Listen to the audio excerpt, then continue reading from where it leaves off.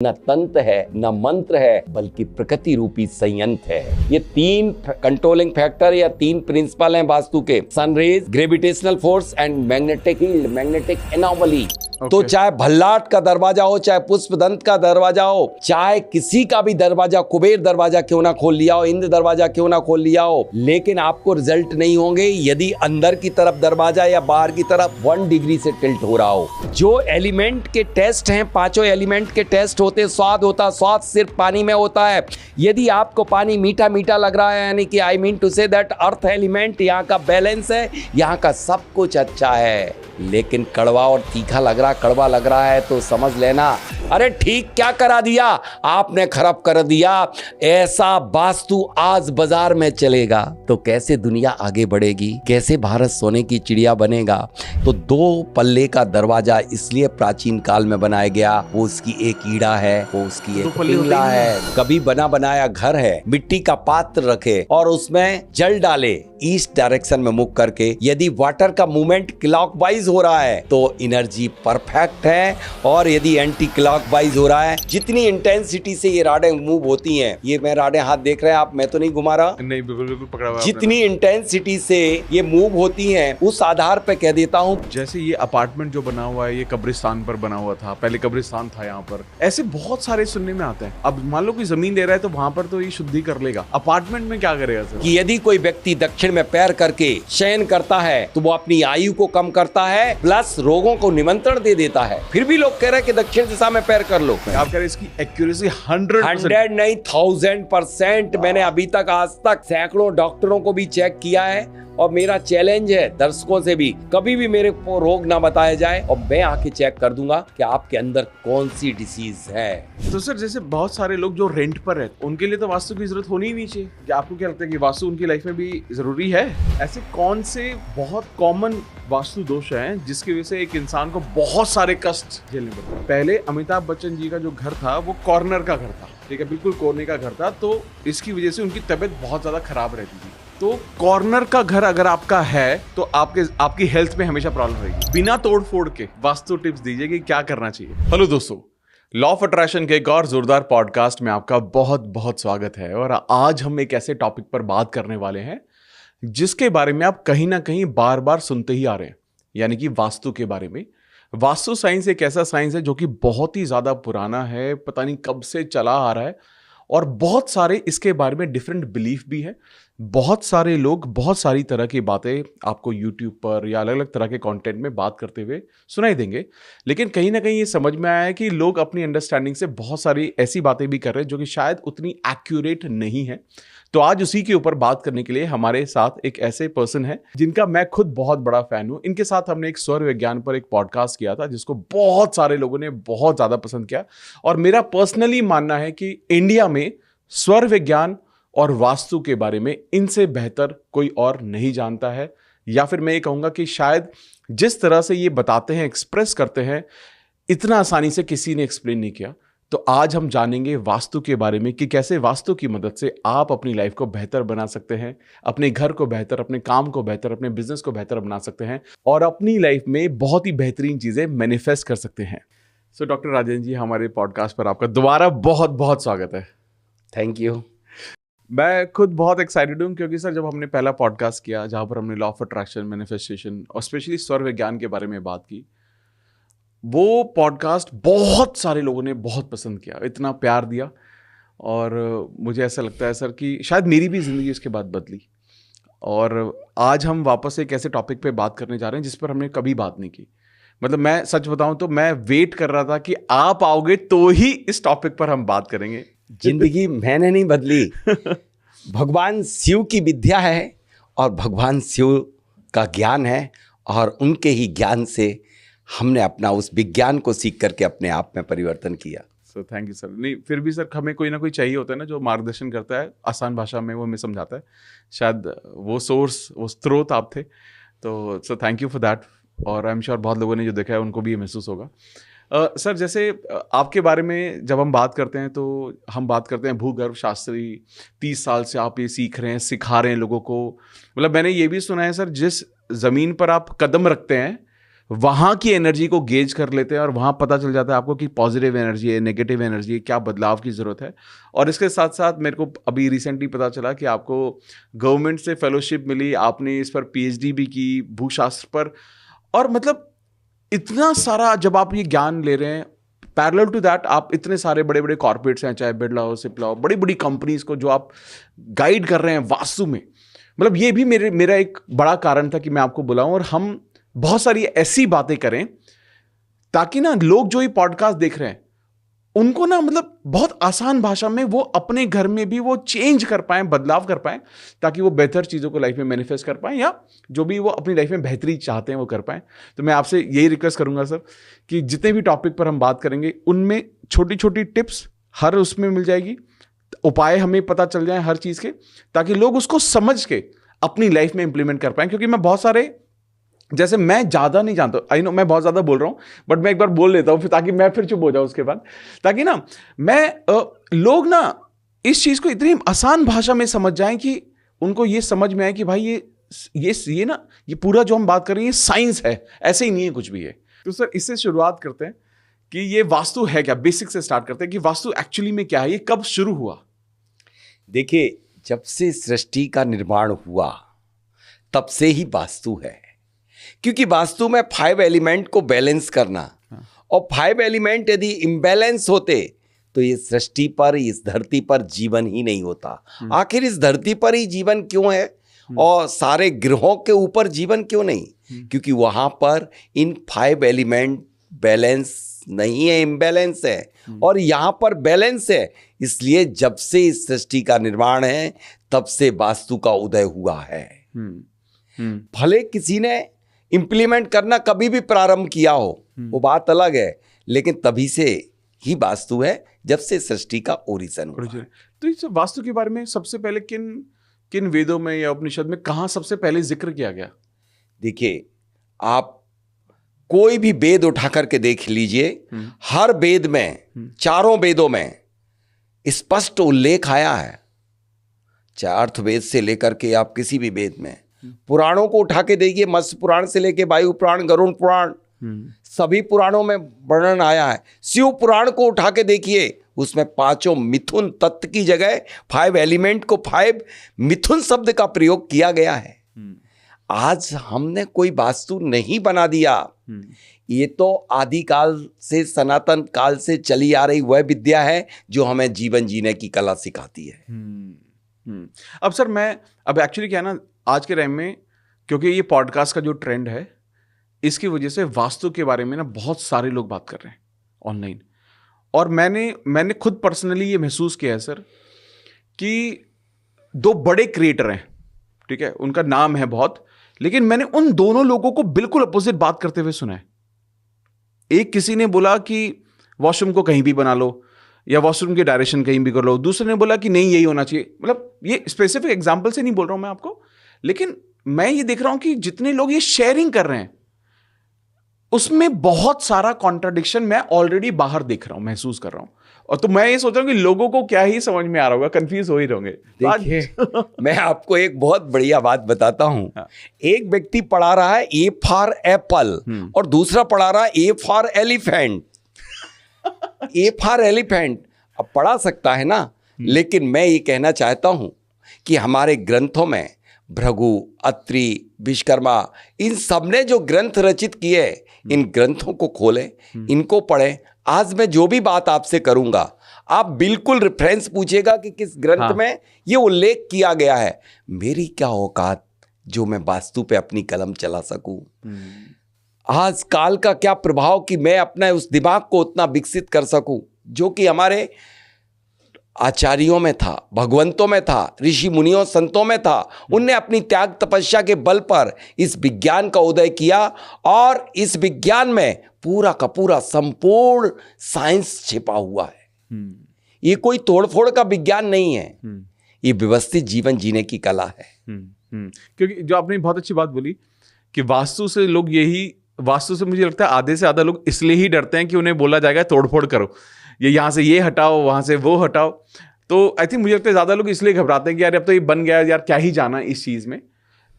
लेकिन मेरे को ये बताइए सर कि क्या वास्तु सच में इतना ज्यादा इंपॉर्टेंट है लोगों के लिए? देखिए, मैं आपसे पूछता हूं, क्या आपके लिए जीने के लिए कौन सी चीज आवश्यक है? खाना, पानी, सांस लेना। सांस लेना आवश्यक है ना? बिल्कुल, हाँ। सांसें यदि आप लेना आवश्यक है तो सांसों की उत्पत्ति ओरिजिन कैसे हुई? उसमें भी, सांसों में भी 5 एलिमेंट हैं। सांसों में भी आपके 5 तत्व निहित हैं और 5 तत्व आते हैं और इन्हीं 5 एलिमेंट को बैलेंस करने का नाम वास्तु है और कोई भी चीज नहीं है। कोई भी चीज नहीं है। जैसे एक ऐसे स्ट्रक्चर का निर्माण करना वास्तु के अनुसार या वास्तु से, जिसमें कि यूनिवर्स की जितनी भी एनर्जी है उसको उसके सही वास्तविक स्थान पर पहुंचा दिया जाए और उसमें पूरे होल डे व्यक्ति इस ऊर्जा के सागर में डुबकी लगा करके अपने डे को सक्सेस डे बना सके। या एक और बहुत बढ़िया डेफिनेशन दी है कि एक ऐसे स्ट्रक्चर का निर्माण करना जिसमें व्यक्ति अपनी मन, अपनी भावनाओं का नियंत्रण भवन के द्वारा कर सके।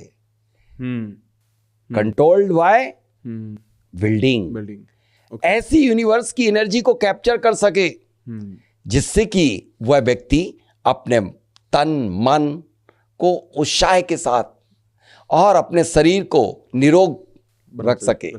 सर, एक और मैं बेसिक सवाल करूंगा आपसे यहां पर जी। क्या वास्तु का मतलब है सही जगह घर होना, सही जगह जमीन होना, या उनकी डायरेक्शन, या घर में कौन कौन सी चीज कहां कहां रखी है, उनकी प्लेसमेंट क्या है? क्या यही सब कुछ वास्तु में आता है? देखिए, मैं फिर आपको यहां बता देना चाहता हूं, वास्तु के जो मेन प्रिंसिपल है, पहले हम प्रिंसिपल को समझे कि मूलभूत सिद्धांत क्या है। ठीक है। वास्तु टोटल चलती है सन रेज के ऊपर, सूर्य की किरणें। ठीक है। और सन जहां जहां पहुंचता है, इसको कहते हैं सन पाथ डायग्राम। हर सीजन में अलग अलग होता है। इसका आज भारत में उत्तरायण सूर्य का इतना बड़ा महत्व क्यों? उत्तरायण के सूर्य आते ही सारी एनर्जी फैल जाती है। लोगों के यहाँ शादियां, विवाह, मांगलिक कार्यक्रम और थोड़ा धन की बरसात होना शुरू हो जाती है उत्तरायण के सूर्य में। सारे धंधे चल पड़ते हैं उत्तरायण के सूर्य में। हर व्यक्ति अपनी स्पीड में तेज स्पीड कर लेता है उत्तरायण के सूर्य में, क्योंकि उत्तरायण का सूर्य जैसे ही आता है, उसका जो कॉम्पोजिशन, उसकी जो केमिस्ट्री होती है, वह आदमी के अंदर एनर्जी का संचार करा देती है। बस यही एनर्जी का उपयोग करने का नाम है वास्तु। ओके। इस एनर्जी को व्यक्ति किस तरह से अपनी सांसों के माध्यम से तभी ले जाएगा ना, जब उसके घर में सही तरीके से प्रवेश हो रहा होगा, चाहे विंडो के माध्यम से, डोर के माध्यम से, या उसके इंटीरियर के माध्यम से, उसके जो ओरिएंटेशन उसने जमाए हुए, प्लेसमेंट जो किए हुए हैं, चाहे आर्टिफैक्ट्स रखे हुए हैं, जो भी सिंबल लगाए हुए हैं, प्रतीक चिन्ह जितने भी हैं, तो वो एक एक प्लैनेट को रिप्रेजेंट करते हैं, वो कैप्चर करते हैं उन यूनिवर्स की एनर्जी को। यूनिवर्स की energy, I mean to say that, कि जितने भी 9 ग्रह हैं और 27 नक्षत्र हैं, हर ग्रह को रिप्रेजेंट करने वाला आइटम आपके घर के इंटीरियर में आपके चारों तरफ रहता है। आप जैसे कोई रिंग पहने हुए हैं या बाच पहने हुए हैं, कोई भी आपके बॉडी में जो भी आप इसके साथ अटैच किए हुए हैं, वो किसी ना किसी प्लैनेट को रिप्रेजेंट कर रहा है। तो उस प्लैनेट की एनर्जी को वो कैप्चर कर रहा है। इसी तरह से आपके अपने घर में जब आप सोते हैं, उठते हैं, बैठते हैं, स्टडी करते, पूजा करते, भोजन करते, या आपने जो भी नित्य कर्म करते, बिजनेस की बातें करते हैं, तो उसमें आप उस पर्टिकुलर एनर्जी को आपको कैप्चर करने के लिए उसकी केमिस्ट्री अलग अलग कर्म के लिए अलग अलग चाहिए। इसलिए अलग अलग व्यवस्थाओं को हमारे ऋषि मुनियों ने प्रतिपादित किए हैं सारे ग्रंथों में। इसका उपयोग करने का नाम वास्तु है। वास्तु और कुछ भी नहीं है, न तंत्र है, न मंत्र है, बल्कि प्रकृति रूपी संयंत्र है। नेचर के साथ उठना और नेचर के साथ जीवन जीने का नाम है वास्तु। Amazing sir. मैं अब यहाँ पर मेरे को 3 सवाल आए हैं सर, मैं एक एक करके पूछता हूँ। पहला सवाल है, 3 फेज हो सकते हैं। पहला फेज हो सकता है कि कोई घर लेना चाह रहा है जी, अभी जमीन है, पहला। दूसरा क्वेश्चन है, कोई रेडीमेड फ्लैट लेना चाह रहा है, घर। तीसरा, कोई ले चुका है, ऑलरेडी घर है उसका। चौथा, वो रेंट के घर में रहता है। ठीक है, तो इसके बारे में हम एक एक करके हो सकेगा तो बात करेंगे सर। पहला, सबसे पहले बात करते हैं क्योंकि कहीं ना कहीं इन्हीं फेजेस में से गुजरता है जब भी कोई इंसान जमीन लेता है, या रहता है, काम करता है। तो सबसे पहले ये समझते हैं कि सर अगर एक जमीन है, कुछ भी नहीं बना है, उसका वास्तु साइंस समझने के लिए किसी को क्या चीज का ध्यान रखना चाहिए? देखिए, मैं आपको एक बात बताऊं, यदि किसी भी व्यक्ति को आप अपने ऑफिस में अपॉइंट करते हो, हाँ, तो अपॉइंट करने के पहले उस व्यक्ति से मीटिंग करते हैं, इंटरव्यू लेते हैं, तो आप क्या देखते हैं? सबसे पहले क्या देखते हैं? उस इंसान के बारे में जानते हैं, उसका एक्सपीरियंस देखते हैं, और वो कैसा इंसान है वो देखते हैं। कैसा इंसान है, हाँ, उसकी एनर्जी कैसी वो है, देखते हैं, बिल्कुल। उसका पावर कैसा है, हाँ, उसकी स्ट्रेंथ कैसी है, ये देखते हैं। हाँ, एक व्यक्ति जिसकी एनर्जी बहुत जबरदस्त है और एक व्यक्ति बहुत सुंदर चिट्ठा 6 फीट 2 इंच का है, गोरा नारा, बढ़िया हैंडसम, आप उसको, उसकी एनर्जी बिल्कुल डल है, बिल्कुल डल है। और एक व्यक्ति जिसकी एनर्जी जबरदस्त है, आप उस दो में से किसको सिलेक्ट करो? जिसकी एनर्जी अच्छी है सर। जिसकी एनर्जी अच्छी है। सही, हाँ। तो बस वास्तु में 70% रोल है लैंड एनर्जी का। 70% रोल है लैंड एनर्जी का। सबसे पहले आप देखेंगे लैंड एनर्जी, और ये अर्थ एलिमेंट को रिप्रेजेंट करती है। जी, बिल्कुल। अर्थ एलिमेंट को लैंड एनर्जी रिप्रेजेंट करती है। अर्थ एलिमेंट ही सबसे बड़ा एलिमेंट है। अर्थ एलिमेंट में आप और भी बहुत सारी चीजें आती हैं, जैसे कि आप किसी भी घर के सामने यदि टी आ जाए, घर के सामने टी आ जाए, साउथ वेस्ट की टी आ जाए, हाँ, वो वो अर्थ एलिमेंट को इम्बैलेंस कर देगी। उसका जो प्लाट का शेप है वो अर्थ एलिमेंट को रिप्रेजेंट करता है। ध्यान रखना। स्लोप, अब एनर्जी के बाद हम आते हैं स्लोप, वो भी अर्थ एलिमेंट है। यानी कि कुल मिलाकर के 70% रोल होता है आपकी वास्तु में, चाहे आप कॉमर्शियल पर्पस से सिलेक्ट करें या रेसिडेंशियल पर्पस से सिलेक्ट करें, कि लैंड एनर्जी का। लैंड एनर्जी यदि अच्छी है तो फिर मेरे पास ऐसे अनेक एग्जाम्पल है। अभी मेरे यहाँ 10 देशों के लोग आए हुए थे ट्रेनिंग लेने के लिए। बिरला के इंस्टीट्यूट में मैंने 9 दिवस की ट्रेनिंग दी, और उसमें सारी वास्तु अगेंस्ट पाई गई। सारी वास्तु यूनिवर्सल केबल में, या फिर बिरला सीमेंट में, सतना सीमेंट में, सतना सीमेंट दिखाई गई जो 500 एकड़ लैंड पे है। बिल्कुल ईशान कोण पर सारी की सारे पत्थर, रॉ मटेरियल जो लाइमस्टोन है वो पूरा डंप किया गया था। लेकिन प्लांट चल रहा, और आज से नहीं, 40 वर्ष 50 वर्ष पहले से ईशान कोण भारी है। अब कहाँ गई आपकी वास्तु? वहां पर क्या काम कर रहा है? वहां पर काम करेगी लैंड की एनर्जी। जैसे आपके जीवन में कौन सी चीज सबसे ज्यादा रोल अदा करती है? आपके अपना भाग्येश, आपकी अपनी कुंडली, आपकी अपनी कुंडली। आपके घर में ही आपके और छोटे बड़े भाई होंगे, तो क्या सबका एक सा चलता है? उसी घर में रहते ना आप, एक ही वास्तु में रहते हैं, एक ही वास्तु में रहते हैं। करेक्ट। तो इसी तरह से उस लैंड, जिस लैंड पर आपका बिजनेस किया जा रहा है, वह भूमि जहां पर आपका निवास किया जा रहा है, तो उसकी एनर्जी ही सबसे ज्यादा महत्वपूर्ण होती है। चाहे व्यवसाय के लिए हो, निवास के लिए हो। सेकंड वन होता है उसका स्लोप, थर्ड वन होता है उसका गेट, मेन गेट, कि वो कहां पर है। मैं इंटरप्ट कर रहा हूं सर। हाँ। स्लोप का मतलब क्या है आपका सर? स्लोप, ढलान। ढलान मतलब, अच्छा, घर की घर तरफ का आ रही है। स्लोप किस तरफ है देखना। वास्तु के प्रिंसिपल जो मैंने पहला बताया, सनरेज, दूसरा है ग्रेविटेशनल फोर्स। यदि स्लोप अगेंस्ट है नेचर के, हमारी अर्थ जो पृथ्वी है कितनी डिग्री से झुकी हुई है? नॉर्थ ईस्ट की तरफ, 23 पॉइंट समथिंग से नॉर्थ ईस्ट की तरफ टिल्टेड है। यदि आप नॉर्थ ईस्ट की कोई भी कंस्ट्रक्शन करते हैं और नॉर्थ ईस्ट की तरफ टिल्ट कर देते हैं, आप देख लेना आपका व्यापार बहुत गति करेगा, बहुत स्पीड से चलेगा, आपके घर में सुख शांति बरसती रहेगी, आपको और कुछ बैलेंस करने की जरूरत कदापि नहीं होगी। आपके लिए स्लोप बस मेंटेन करो। और स्लोप क्या कहता है? यदि स्लोप आपका साउथ वेस्ट हुआ, या आपने तिजोरी रख दी आपने अपने घर में, और वह तिजोरी बॉटल लेवल में नहीं हुई, तो ग्रेविटेशनल फोर्स इम्बैलेंस हो जाएगा। जैसे आप सीधे खड़े ना होकर के टिल्टेड खड़े हो जाइए, तो कितनी देर तक खड़े रहेंगे? बहुत देर तक। Gravitational force imbalance. करेक्ट। आपकी गाड़ी का अलाइनमेंट जरा सा ही बिगड़ने पर आपके टायर घिसना शुरू हो जाते हैं। बिल्कुल सही है। बस आपकी जिंदगी को घिसाना नहीं चाहते हो तो मैं आज अपने दर्शकों के लिए एक बड़ा ब्रह्मास्त्र देता हूं कि आपकी अपनी तिजोरी को वाटर लेवल में रखिए।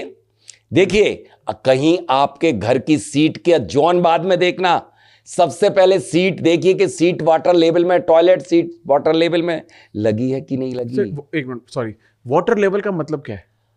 वाटर लेवल का मतलब है कि स्पिरिट लेवल आप नहीं जानते, आपके मोबाइल में ऐप डाउनलोड कर लीजिए।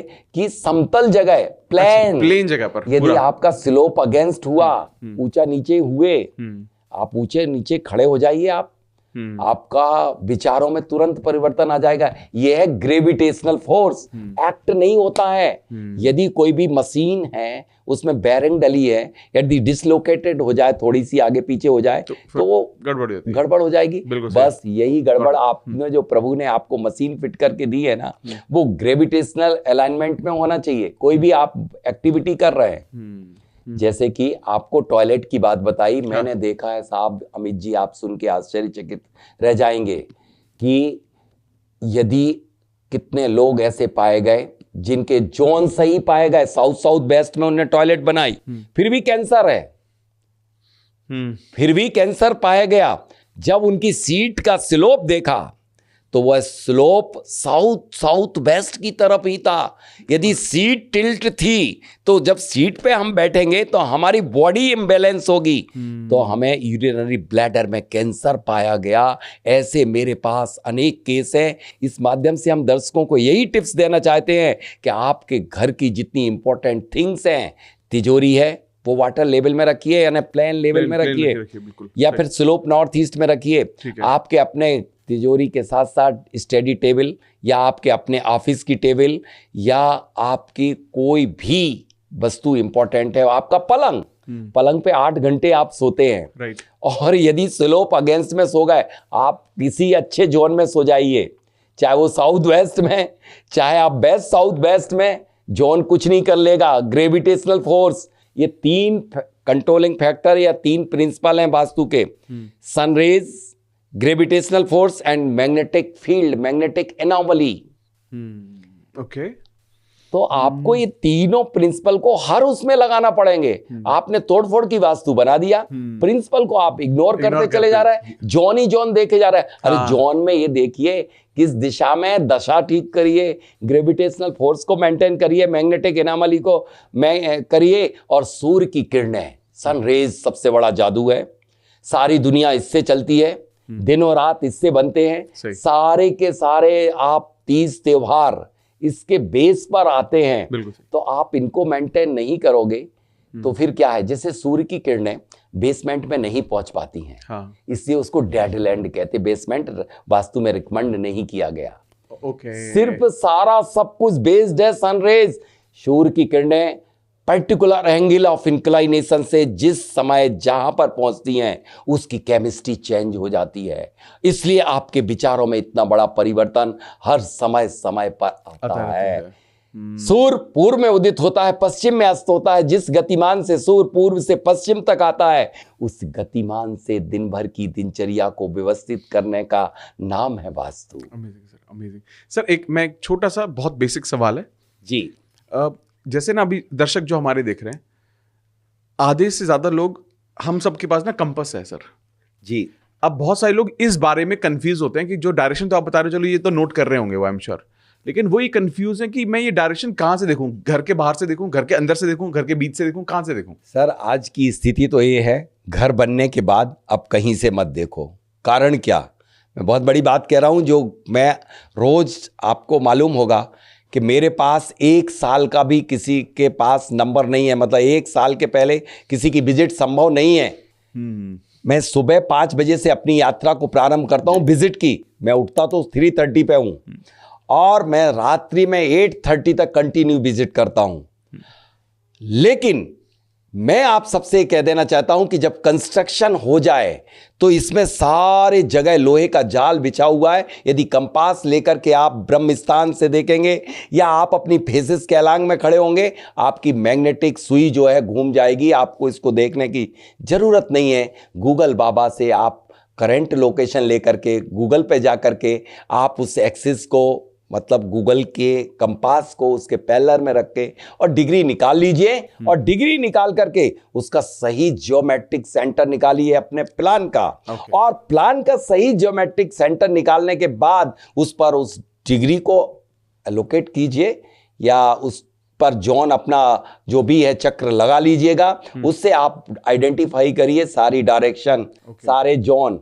और यदि आप कंपास कहीं भी लगा लेंगे तो ठीक नहीं होगा। कई लोग दरवाजे के सामने लगाते हैं। मैं यहां पर एक बात कहना भूल चुका था पहले प्रश्न के जवाब में, जो सबसे बड़ी गलती हो रही है, लोग बाग सही जगह पर दरवाजा बना रहे हैं, लेकिन दरवाजे की दहलीज, दरवाजे की चौखट, दरवाजे का पल्ला यदि सूल और साउल में नहीं होगा, सूत और साउल में, यानी वर्टिकल नहीं खड़ा होगा, तो चाहे भल्लाट का दरवाजा हो, चाहे पुष्पदंत का दरवाजा हो, चाहे किसी का भी दरवाजा, कुबेर दरवाजा क्यों ना खोल लिया हो, इंद्र दरवाजा क्यों ना खोल लिया हो, लेकिन आपको रिजल्ट नहीं होंगे यदि अंदर की तरफ दरवाजा या बाहर की तरफ 1 डिग्री से टिल्ट हो रहा हो। ये आज के आपके लिए सबसे बड़ा महा टिप्स है कि यदि आप अपने घर के सूत और साउल में चेक करिए कि आपके दरवाजा बिल्कुल परपेंडिकुलर है कि नहीं। यदि मैंने देखे हैं लोग बाहर भागते हुए पाए गए क्योंकि उनका दरवाजा बाहर की तरफ, अंदर की तरफ झुका था, तो बीमार पाए गए, पलंग पे पड़े पाए गए क्योंकि उनका दरवाजा अंदर की तरफ टिल्टेड था, भले भल्लाट का दरवाजा खोला हुआ था। तो दोस्तों, दरवाजा कहीं खोलें, लेकिन वाटर लेवल में, सूत और साउल में दहलीज को, आज चौखट को तिरखट बना दिया, उस दहलीज की स्थापना करो और प्राचीन वास्तु को देखो। आप ग्रंथों को पढ़ो कि कोई भी दरवाजा किसी राजा महाराजा, किसी छोटे व्यक्ति का कभी भी नहीं बनाया गया कि बिना दहलीज के। टॉयलेट तक में दहलीज लगती थी, लेकिन आज दहलीज निकल के बाहर फेंक दी गई और बस तिरखट हो गया। सर, एक और चीज मैं यहाँ पर, क्योंकि चौखट से ही आजकल मैंने कई वीडियो देखी हैं सर, अब आई डोंट नो कितना सही है, लेकिन मैं जान रहा हूँ कि बहुत सारे लोग क्या करते हैं, जब चौखट को नीचे से तोड़ के उसमें कोई एक मेटल की तार डालते हैं, वो क्या कॉन्सेप्ट है सर? देखिए, तार डालते मैं नहीं समझ पा रहा हूँ आप क्या कह रहे हैं। बस मैं ये कहता हूँ कि श्रेष्ठ मुहूर्त में, यदि जैसे जब हम दहलीज की स्थापना करते हैं, तब उस दहलीज के नीचे श्रेष्ठ धातुएं, श्रेष्ठ जैम, मतलब उपरत्न, रत्न भी डालें तो भी कोई बात नहीं। मैंने कुछ डोर पावर ऐसे किए, इसको कहते हैं हम लोग ज्यो वास्तु में डोर पावर। डोर का पावर बढ़ाना, जो कि हजारों वर्ष पुराने भी महल पाए गए, उनके नीचे चांदी पाई गई, रत्न मिले, जब उनको निकाले गए, वो डोर, जो भी व्यक्ति उस से डोर को पार करके आएगा, वो एनर्जी से भर जाएगा। एनर्जी से भर जाएगा। आपको कुछ और लगाने की जरूरत नहीं है, जो ऊपर से आजकल लगाए जाते हैं, क्या लगाए जाते हैं मुझे मालूम नहीं, लेकिन सही एनर्जी दरवाजा देता है। और दरवाजे से जब नेचुरल वेल्थ, यानी प्राकृतिक ऊर्जाएं जब आपके सही स्थान से उस particular degree angle of inclination से प्रवेश करती हैं, सूर्य की रश्मियां, तब वो पावरफुल होकर के और आपके घर में प्रवेश करती हैं, तो उसका आनंद कुछ और होता है। बिल्कुल, ये कंसेप्ट है डोर पावर। मैं समझ गया। हाँ, ये डोर पावर है। अब उसको दहलीज को उखाड़ के लोग डाल रहे हैं, ऐसे ये बहुत गलत कर रहे हैं। क्या गलत कर रहे हैं? कभी भी किसी मुहूर्त में तोड़ दे रहे हैं, कभी भी किसी मुहूर्त में डाल दे रहे हैं। ध्यान रखना, कंट्रोलिंग फैक्टर ऑफ वास्तु, द्रव्य, छेद, काल और भाव। काल मतलब मुहूर्त, सही मुहूर्त में यदि कार्य को संपन्न करोगे तभी रिजल्ट मिलेंगे। सही स्वर में यदि आप उस सामग्री को इंस्टॉल करोगे तभी रिजल्ट मिलेंगे। 27 नक्षत्र, 27 हर महीने आते हैं, और स्वाति नक्षत्र की पानी की बूंद में क्या जादू रहता है कि जैसे ही वो बूंद गिरती है, सीप के ऊपर मोती बन जाती है, और दूसरे दिन का पानी की बूंद कभी भी मोती का रूप धारण नहीं कर सकती है। तो इसी तरह से काल का, मुहूर्त का अपना एक बहुत बड़ा इंपॉर्टेंस है, और इसका ध्यान लोगों को रखना चाहिए, स्वर का ध्यान रखना चाहिए। और जैसे आपने एक बहुत बड़ी बात स्टार्टिंग में कही थी कि आप जैसे ही घर में प्रवेश करते हैं और आप बता देते हैं, वो मैं नहीं बताता हूँ, मेरी वो सांसें बता देती हैं। जब भी मैं किसी फैक्ट्री में, जब भी मैं किसी भी घर में प्रवेश करता हूं, और जैसे ही हम अपने घर से निकलना प्रारंभ करते हैं और उस घर के दरवाजे तक आने के पूर्व हमारी सांसों का, जो एलिमेंटों का परीक्षण करता हूं। यदि आपके यहाँ की एनर्जी से कनेक्ट हो जाता हूं, यदि नेगेटिव एनर्जी होती है तो हमारी सांसों सांस में परिवर्तन, चेंजेस आ जाता है।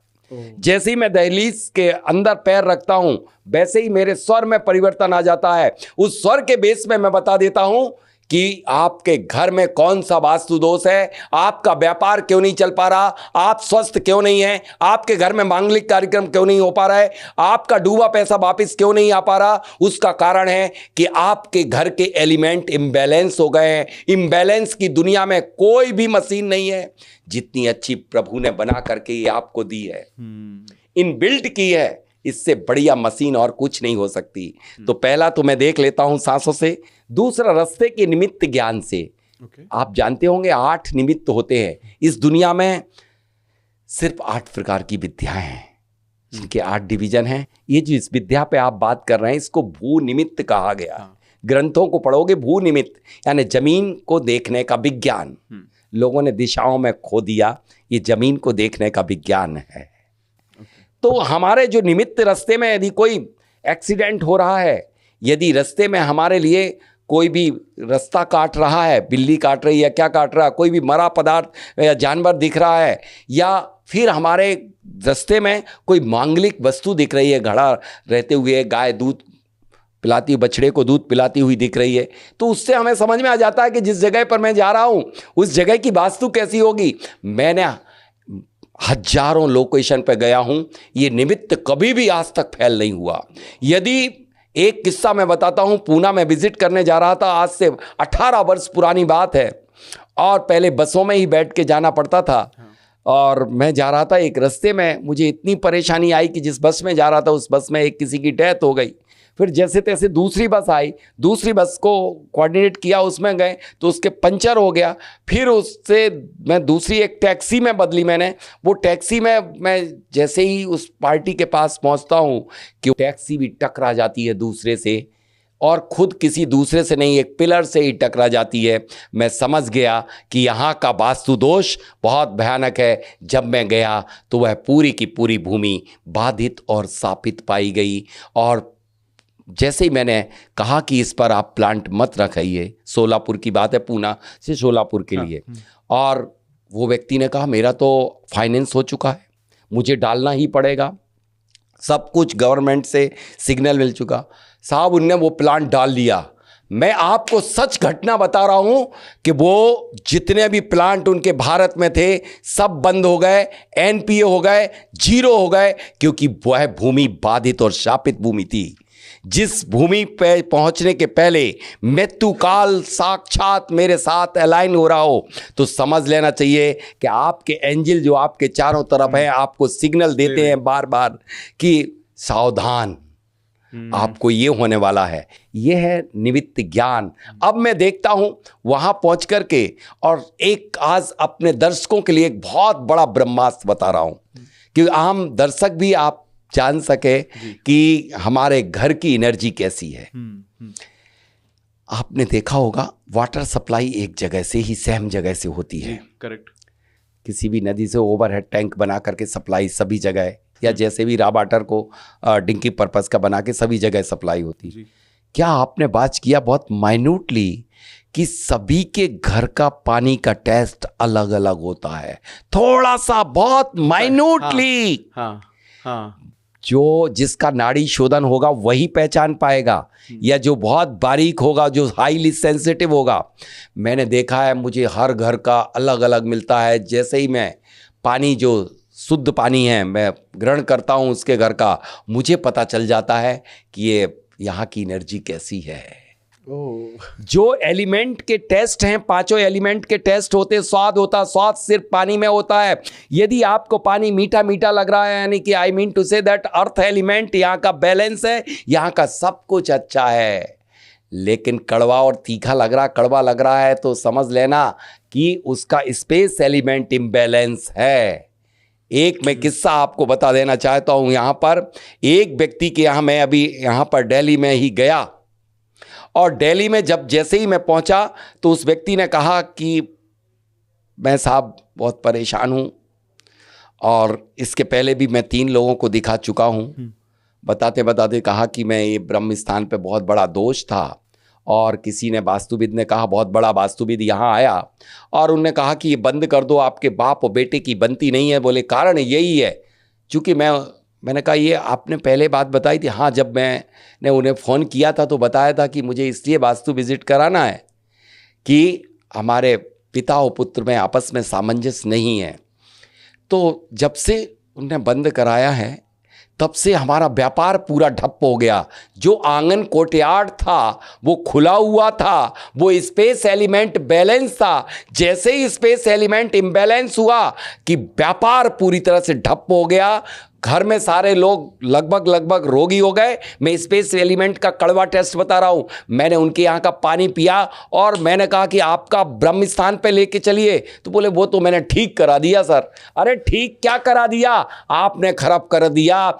ऐसा वास्तु आज बाजार में चलेगा तो कैसे दुनिया आगे बढ़ेगी, कैसे भारत सोने की चिड़िया बनेगा, कैसे हम मोदी जी के सपनों को साकार कर पाएंगे, जो कि हमारे प्राचीन ग्रंथों में सब में लिखा हुआ है कि आपको ब्रह्म स्थान पर कोर्टयार्ड यानी आंगन बनना चाहिए। जब कोई के घर बहुत लंबे होते थे, 100, 200, 300, 500 फीट और मीटर लंबे होते थे, तो बीचों बीच में एक आंगन बना दिया जाता था। अभी भी बने हुए हैं। आप राजमहल देखिए, राजघराने देखिए, एग्जैक्ट मैंने तो मेजर किए, सूद से मेजर किए।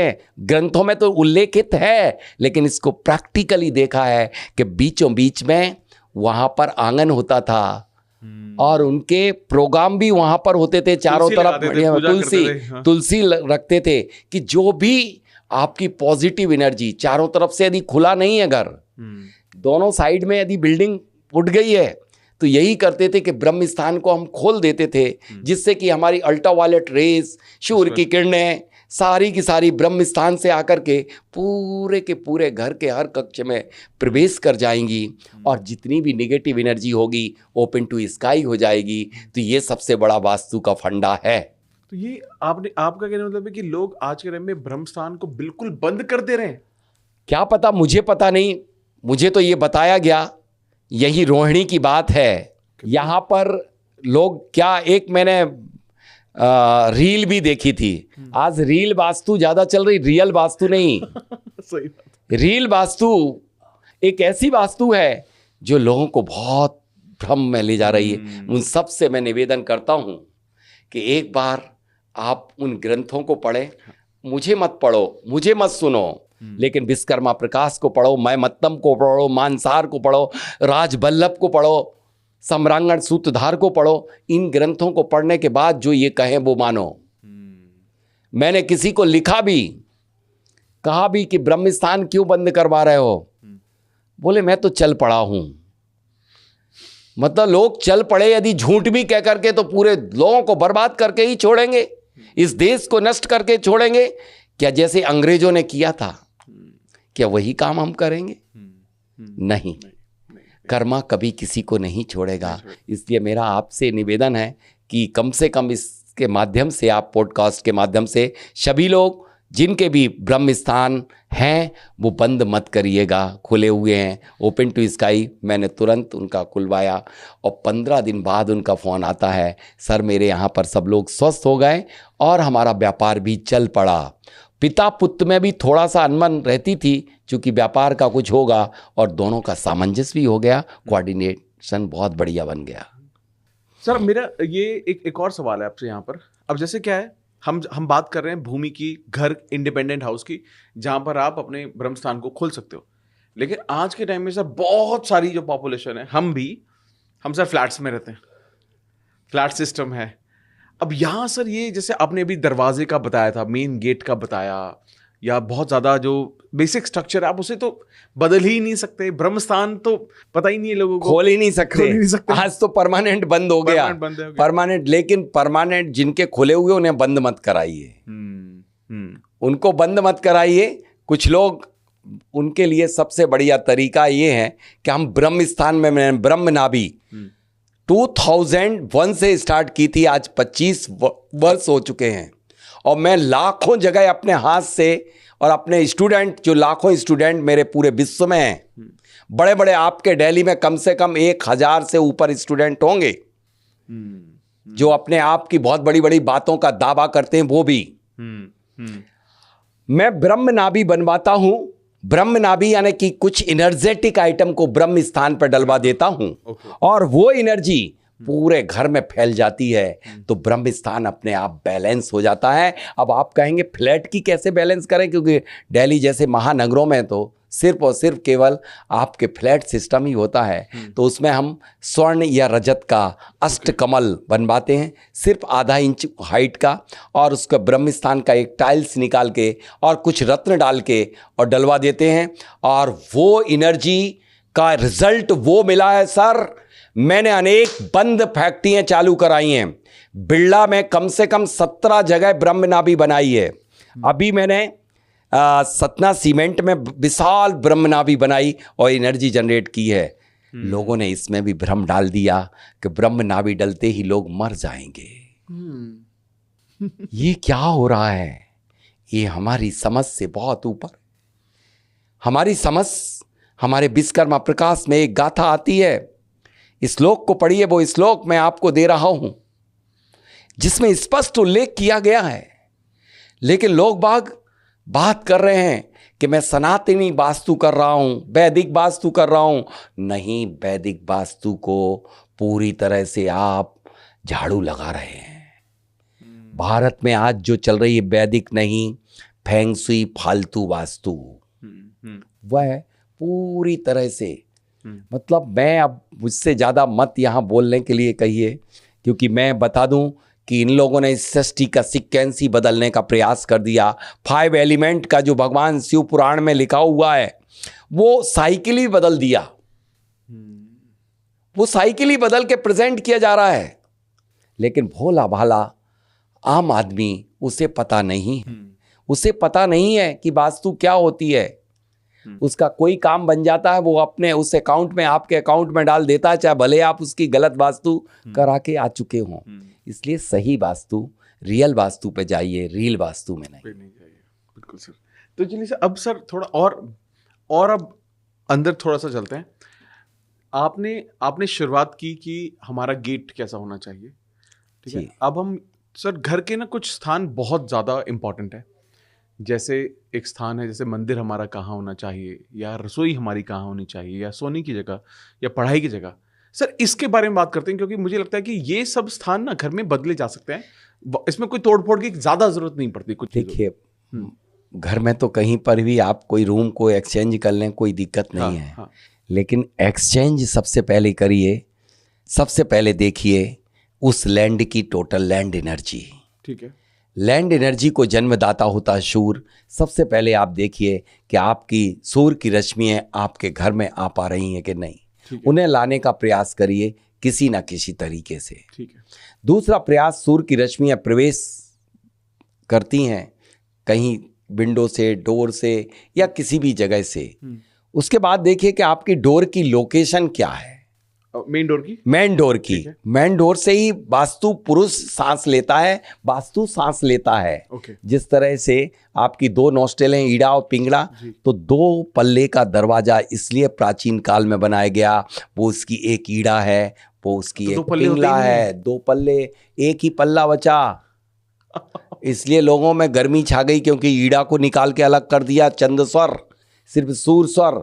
गर्मी, पित्त बढ़ गया, पित्त से रिलेटेड आज बीमारी ज्यादा हो रही हैं। कैंसर होने का सबसे बड़ा कारण यह है कि एक पल्ला आ गया, क्योंकि पित्त, गर्मी शरीर के अंदर, इम्यूनिटी कम होती चली जा रही व्यक्तियों की। 2 पल्ले लगाइए, सही स्थान पर दरवाजे का सिलेक्शन कीजिए। आप अपना जियोमेट्रिक सेंटर निकालिए, जो कि लोग बाग मोस्टली मैंने देखा गड़बड़ निकालते हैं। आप सही जियोमेट्रिक सेंटर गूगल अर्थ से लेकर के अपनी बिल्डिंग का, और आप पूरे जोनिंग करिए।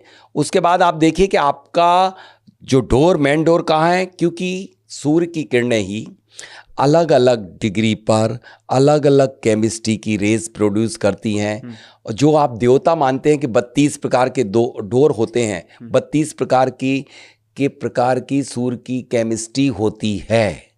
और जब वो जिस स्थान से प्रवेश करती है उस गुणधर्म वाले लोग उस घर में होते हैं, वैसी ही प्रॉपर्टी होती है। जैसे मैंने अभी कल देखा कि एक व्यक्ति ने जो रोहिणी में S3 खोल दिया, और उसने जैसे ही S3 को खोला किसी वास्तुविद की सलाह से, और वैसे ही वो कर्ज में डूब गया। अब कर्ज टाइप की एनर्जी आपके घर में आएगी तो आप कर्ज में डूब जाओगे। दूसरे के यहां गया, वहां देखा तो W3 का खोल दिया, तो W3 भी आपको पैसे को डम करा देता। दरवाजे हर दिशा में, हर दिशा अपने आप में बोलती है। दरवाजे कौन सी दिशा में होनी चाहिए फिर मेन डोर? देखिए, दरवाजे का सिलेक्शन कैसे होना चाहिए ये बहुत बड़ी बात है। आपके अकेले ये नहीं कि नॉर्थ का ही अच्छा है, ईस्ट का ही अच्छा है, आपके अपनी कुंडली से सिलेक्शन करना चाहिए। ये है कस्टमाइज वास्तु, पर्टिकुलर पर्सन को कैसा होना चाहिए। जैसे अमित कुमार, आपका मैंने देखा कि मंगल उच्च का है, आपका तो दिखता भी माथे से मंगल आपका उच्च का है। मंगल उच्च का है तो आपके लिए साउथ डायरेक्शन भी सूट हो सकती है। ईस्ट तो होगी लेकिन साउथ भी हो सकती है, क्योंकि मंगल आपका उच्च का है तो आपको साउथ बहुत बढ़िया। और यदि मंगल आपकी कुंडली में नीच का होता तो ध्यान रखना, आपके लिए दक्षिण दिशा का द्वार, और उसकी यदि बाई चांस महादशा या मार्केस की महादशा चल रही होगी, मार्केस होगा यदि आपका मंगल, तो बर्बाद करके रख देगा। अब उत्तर दिशा, किसी का बुध नीच का है या बुद्धि की डिग्री बहुत कम है, बुध मार्केश है और उसने उत्तर दिशा का दरवाजा खोल दिया। अभी मैं नोएडा में गया, नोएडा में एक व्यक्ति ने कहा कि मैंने वास्तु के हिसाब से नॉर्थ में दरवाजा खोला है। कितना टाइम हो गया सर? 1 साल होगा, लेकिन क्या पता कुछ समझ में नहीं आ रहा, बहुत गड़बड़ हो रहा। मैंने कहा सबसे पहले कुंडली लाइए। मैं मैप से पहले कुंडली लाता हूं, रखता हूं, उसके बाद मैप को और कुंडली को मैचिंग करता हूं। ये मैचिंग जैसे की जाती थी ना, मैचिंग करिए। मैचिंग करता हूं कि व्यक्ति को नॉर्थ बुध, मैंने कहा बुध फिर आपका गड़बड़ होगा, देखा तो बुध नीच का था, बुध की महादशा चल रही थी, और बुध की महादशा चल रही थी और उस व्यक्ति का धंधा चौपट नहीं हुआ। किसी व्यक्ति ने उसकी प्रॉपर्टी पे लिए कब्जा कर लिया गांव में जहां पर थे, व्यापार ठप हो गया। उसने सोचा कि मैं प्रॉपर्टी को सेल कर दूं, लेकिन वो सेल नहीं कर सका। इसलिए दोस्तों, आप जब भी अपनी दिशा का सिलेक्शन करें तो ध्यान रखना आप अपनी कुंडली से करें। कोई दिशा कभी खराब नहीं होती, हर दिशा की अपनी अलग केमिस्ट्री होती है। जैसे आयुर्वेद क्या कहता है आपसे कि सुबह उठ करके आपको जूस और फल लेना है। हाँ। लेकिन अमित जी मैं पूछता हूँ, जिसकी कफ प्रकृति होगी उसके लिए क्या फल और जूस सुबह सुबह खाली पेट खाना उचित होगा? इसी तरह से हर व्यक्ति की अलग अलग दिशाएं होती हैं। जैसे कि जूस सुबह सुबह कफ प्रकृति वालों के लिए सूट नहीं करेगा, इसी तरह से उत्तर और पूरब दिशा भी सभी के लिए सूट नहीं करेगी। आप जाइए कस्टमाइज वास्तु पर, आप अपने किसी विशेषज्ञ से दिखा लीजिए, या मैं बोल रहा हूं जो प्लानेट आपकी अपनी कुंडली में अच्छे हैं उस दिशा का सिलेक्शन करिए। उस दिशा का इतना तो देखना सभी को आज आ जाता है। बस ये आज के हमारे आपके प्रश्न का सबसे बड़ा ब्रह्मास्त्र है कि आप इससे पहले ये सिलेक्शन करिए, और यदि आपका गलत लोकेशन पे डोर आ गया है तो उस डोर का डोर पावर कर लीजिए। डोर पावर हमारे जियो वास्तु में बताया गया है, अच्छी उच्च क्वालिटी की धातु और उच्च क्वालिटी के रत्न जमीन में डाल दीजिए। वो जिस तरह से किसान अपने खेत में बीज डाल करके प्रोडक्टिविटी बढ़ाता है, ठीक इसी तरह से आपके घर की तिजोरी में रखे हुए रत्न और धातुएं प्रोडक्टिविटी नहीं बढ़ाएंगी। जब वो दहलीज के नीचे जाएगी तो इस एनर्जी को अपने आप इनहेंस कर देगी। इसमें मेरे एक ऐड कर रहा हूँ सर, इसमें एक सवाल जी। आपने कहा अपनी जन्मपत्री के ज्योतिष के अकॉर्डिंग आपको करना चाहिए, लेकिन किसके घर में तो इतने मेंबर है? बहुत बढ़िया। घर में सिर्फ सबसे पहले गृह स्वामी, और गृह स्वामी का इफेक्ट कहाँ तक होता है? बहुत बढ़िया प्रश्न है। उसके बच्चे के लिए, उसके नाती पोते के लिए भी, 3 पीढ़ी तक के लिए काम करती है ग्रह स्वामी की कुंडली। ग्रह स्वामी से ही देखा जाएगा। कुछ लोग ये कहते हैं कि साहब मेरे नाम से तो है ही नहीं, पत्नी के नाम से। पैसा जिसने कमाया है पति के नाम से ही देखा जाता है। ध्यान रखना। पत्नी की कुंडली के लिए तो ग्रह प्रवेश के समय उसकी राशि देखी जाती है। ग्रह स्वामी की तो देखी जाती है, लेकिन उसकी भी देखी जाती है। Okay great sir. तो सर अब ये समझते हैं कि सर रसोई का कितना महत्व है सर, रसोई किस जगह होनी चाहिए?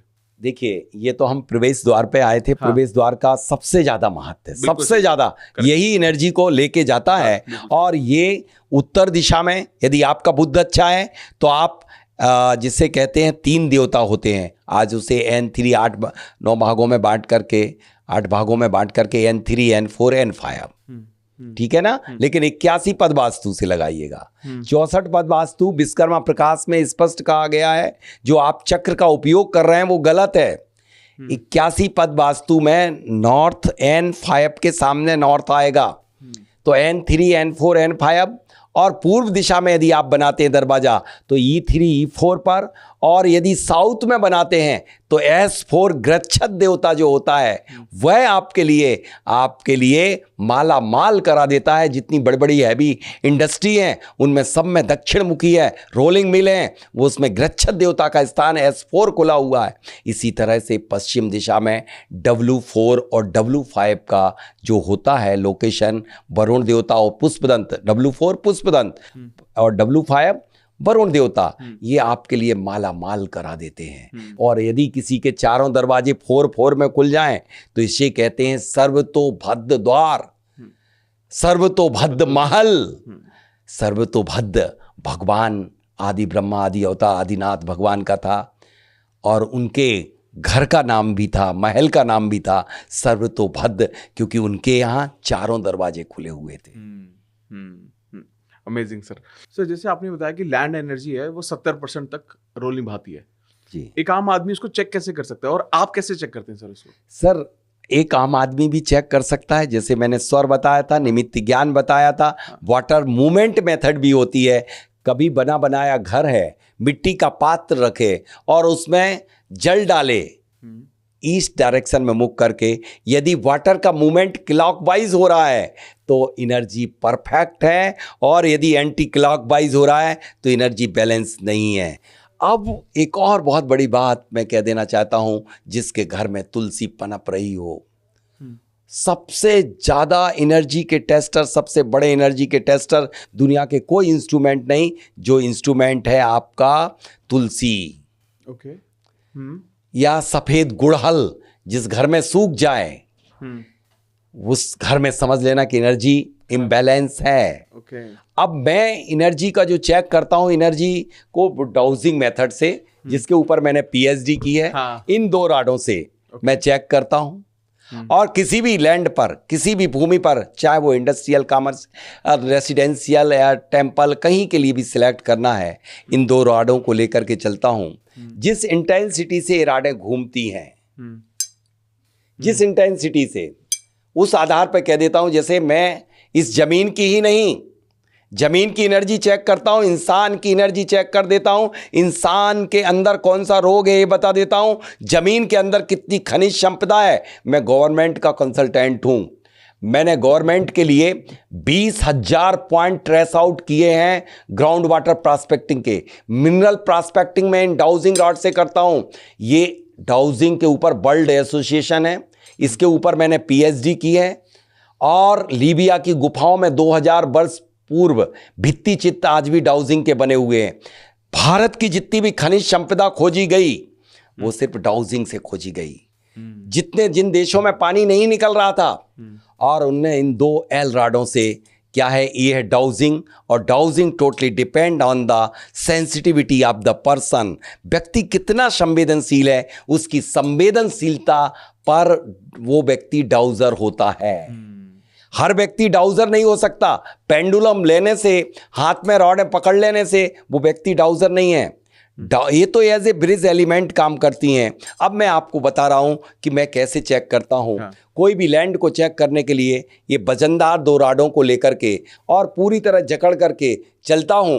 जितनी इंटेंसिटी से ये राडें मूव होती हैं, ये मैं राडें हाथ देख रहे हैं आप, मैं तो नहीं घुमा रहा, नहीं बिल्कुल बिल्कुल पकड़ा हुआ है आपने। जितनी इंटेंसिटी से ये मूव होती हैं उस आधार पर कह देता हूं कि वह लैंड उतनी इनर्जेटिक होगी। कहीं कहीं पर ये राडें बिल्कुल स्लोली मूव होती हैं, तो वहां पर कह देता हूं वहां की लैंड एनर्जी मॉडरेट है। लेकिन कहीं कहीं पर ये रॉडें एंटी क्लॉकवाइज घूम जाती हैं, तो वहां पर उस जमीन के नीचे खोद के देखा तो कोई नेगेटिव एनर्जी जनरेट करने वाला एलिमेंट प्राप्त हुआ, स्केल्टन मिले। मैं हजारों जगह पर स्केल्टन इन राडों से निकाल चुका हूं। जो फैक्ट्री बंद हो जाती है, लोग दिशा और जोन देखते हैं, मैं लैंड एनर्जी देखता हूं और लैंड एनर्जी चेक करके उस पर्टिकुलर लोकेशन पर पहुंच जाता हूं जहां पर नेगेटिव एनर्जी जनरेट करने वाला एलिमेंट जमीन के अंदर होता है। जैसे आपके पेट के अंदर कैंसर होगा और मैं उपचार आपके पूरे पेट के ऊपर करते रहूंगा, तो क्या आपका ठीक हो जाएगा? रोग, डिसीज ठीक हो जाएगी? मुझे उसको निकाल के ऑपरेशन करके निकालना पड़ेगा। तो यही ऑपरेशन मैंने बड़ी बड़ी इंडस्ट्री में किए हैं और बंद फैक्ट्रियों को चालू किया है। आप कितने नाम बोलें, लंबी लिस्ट चाहें तो मैं दे सकता हूं बड़े दावे के साथ। उन प्लांटों को चालू किया है जो बंद पड़े थे 10-10 साल से, क्योंकि वहां पर निगेटिव एनर्जी थी। लोग एनर्जी पे कम, जोन पे ज्यादा ध्यान दे रहे हैं। वास्तु की परिभाषा को सीधा कहा गया है, वत्स धातु से बना है, निवास की भूमि, कार्य स्थल की भूमि। इसके लिए मैं एक बात कहना चाहूंगा यहाँ पर, आपका थोड़ा सा समय लेते हुए। जब भगवान राम को वनवास हुआ था, जब वनवास जा रहे थे और चलते चलते एक जगह पहुंचते हैं और वहां पर आपको मालूम है राम के साथ कौन कौन गया था? राम, लक्ष्मण जी, सीता। लक्ष्मण के मन में अचानक ऐसे विचार आने लगे कि कैकेयी ने भैया को वनवास दिया, मुझे तो नहीं, मैं क्यों सेवा करूं, मैं क्यों अपना समय कोटा कर। ऐसे ऐसे विचार, उग्रता, कोई भी प्रश्न करे भगवान राम तो लक्ष्मण जी ऐसे जवाब दें, उनको समझ में आ गया। उन्होंने कहा, लक्ष्मण तुम यहाँ की मिट्टी बहुत अच्छी है, थोड़ी सी मिट्टी को लेकर के और अपने इसमें जो दुपट्टा था उसमें बांध लो।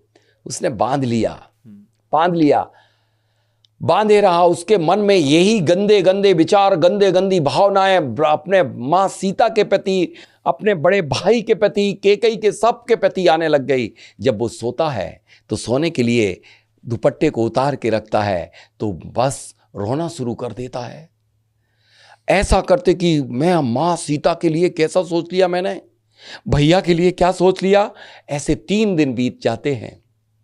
3 दिन बीतने के बाद वो उसे रहा नहीं गया और उसने पूछा कि भैया बताइए ऐसा मेरे साथ हो रहा, क्यों हो रहा? तो बोले, लक्ष्मण जहां पर मिट्टी मैंने तुम्हारे पल्लू में बंधवाई थी वहां पर 2 राक्षसों का युद्ध हुआ था और दोनों राक्षस भाई भाई थे और दोनों आपस में लड़कर उनकी मृत्यु हुई थी। ये मार्कंड पुराण में ये गाथा पूरा उल्लेख आता है। मैं अपने मन की ये बात नहीं बोल रहा हूं, मार्कंडे पुराण में आता है और उन दोनों का, राक्षसों का नाम मुझे याद नहीं आ रहा है, उपबंध या कुछ ऐसा था। और दोनों किस पे से लड़े मरे थे? वो किसी एक अप्सरा दिख गई तो वो कहते मैं शादी इससे करूंगा, वो कहते मैं, एक दूसरों को मार डाला, मर गए। तो उनकी जो वर्गणाएं हैं वहां फैल गई। इसी तरह से ऐसी कई अनेक भारत में भूमियां हैं जो बाधित हैं, शापित हैं, निगेटिव हैं। उनको मैं, जहां पर ऐसी भूमि होती हैं तो वहां पर ये दोनों राडें स्थिर हो जाती हैं और मैं उनकी मिट्टी को निकाल करके अलग करवा देता हूं और 16 संस्कार करवा देता हूं। गौमूत्र का लेपन करवा देता हूं, गौमूत्र का छिड़काव और गोबर के गाय का लेपन, उसमें सल्फर और लाइम यानी चूना, इन तीनों को घोल के लेकर के लेपन करवा देने के बाद, भरवाने के बाद, मैंने देखा है कि बंद फैक्ट्रियां या बेकार वास्तु को भी मैंने ठीक किया है। मैं बड़े बुलंदी के साथ, गर्व के साथ कह सकता हूं, चाहे मैंने कितनी बड़ी बड़ी हॉस्पिटल बनवाई, पूर्णायु की एक हॉस्पिटल बनवाई थी जिसमें पवन चौधरी जी ने, उन्होंने कहा मैंने सर आप नहीं आ पा रहे थे, आपने जो मुझे फार्मूला बताया और मैंने पूरा लाइम ही लाइम चूना, कितने 5 टन चूना डाल दिया लाइम, इतना सस्ता 10 रुपए 5 रुपए किलो का डाल दिया। जब मैंने इन 2 रॉडों से देखा, एक रॉड निकल करके 70 फीट दूर चली गई, इतना करंट। अब करंट को आप कहेंगे ये हाथ की कलाकारी हो सकती है, कोई भी आप डिजिटल इंस्ट्रूमेंट से चेक किया गया, वाटर मूवमेंट मेथड से चेक किया गया, पानी को डाला गया, पानी बहुत तेजी से मूव होना शुरू हो गया। तो ये आम दर्शक भी कर सकता है, आम व्यक्ति अपने घर के देख करके कर सकता है, यदि उसके जीवन में सबसे बड़ा रोल है तो लैंड एनर्जी का, जिस तरह से आपके जीवन में रोल है आपके अपने भाग्य का। बिल्कुल सही। भूमि का भाग्य उसकी लैंड एनर्जी है। जैसे अभी आजकल मैंने क्या देखा है सर, बहुत जगह ना ऐसे बात बोली जाती है कि जैसे ये अपार्टमेंट जो बना हुआ है ये कब्रिस्तान पर बना हुआ था, पहले कब्रिस्तान था यहाँ पर, ऐसे बहुत सारे सुनने में आते हैं। अब मान लो कोई जमीन दे रहा है तो वहां पर तो ये शुद्धि कर लेगा, अपार्टमेंट में क्या करेगा सर? देखिए बहुत बढ़िया बात की। मैं आपसे पूछता हूं, जितने सुखी अपार्टमेंट में रहने वाले लोग पाए गए उतने आपके घरों में नहीं। आखिर क्या कारण है?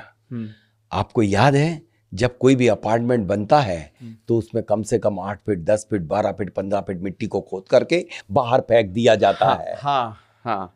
बेसमेंट क्योंकि बेसमेंट में पार्किंग के लिए, और पार्किंग नहीं भी बनाना है तो उनका एक्सकेवेशन उतना जाता ही है, क्योंकि लोड बनाना है उनको पूरा मेंटेन करने के लिए। Correct। तो मिट्टी को फेंक देते हैं तो उसकी लैंड एनर्जी यूं ही बहुत बढ़िया हो जाती है।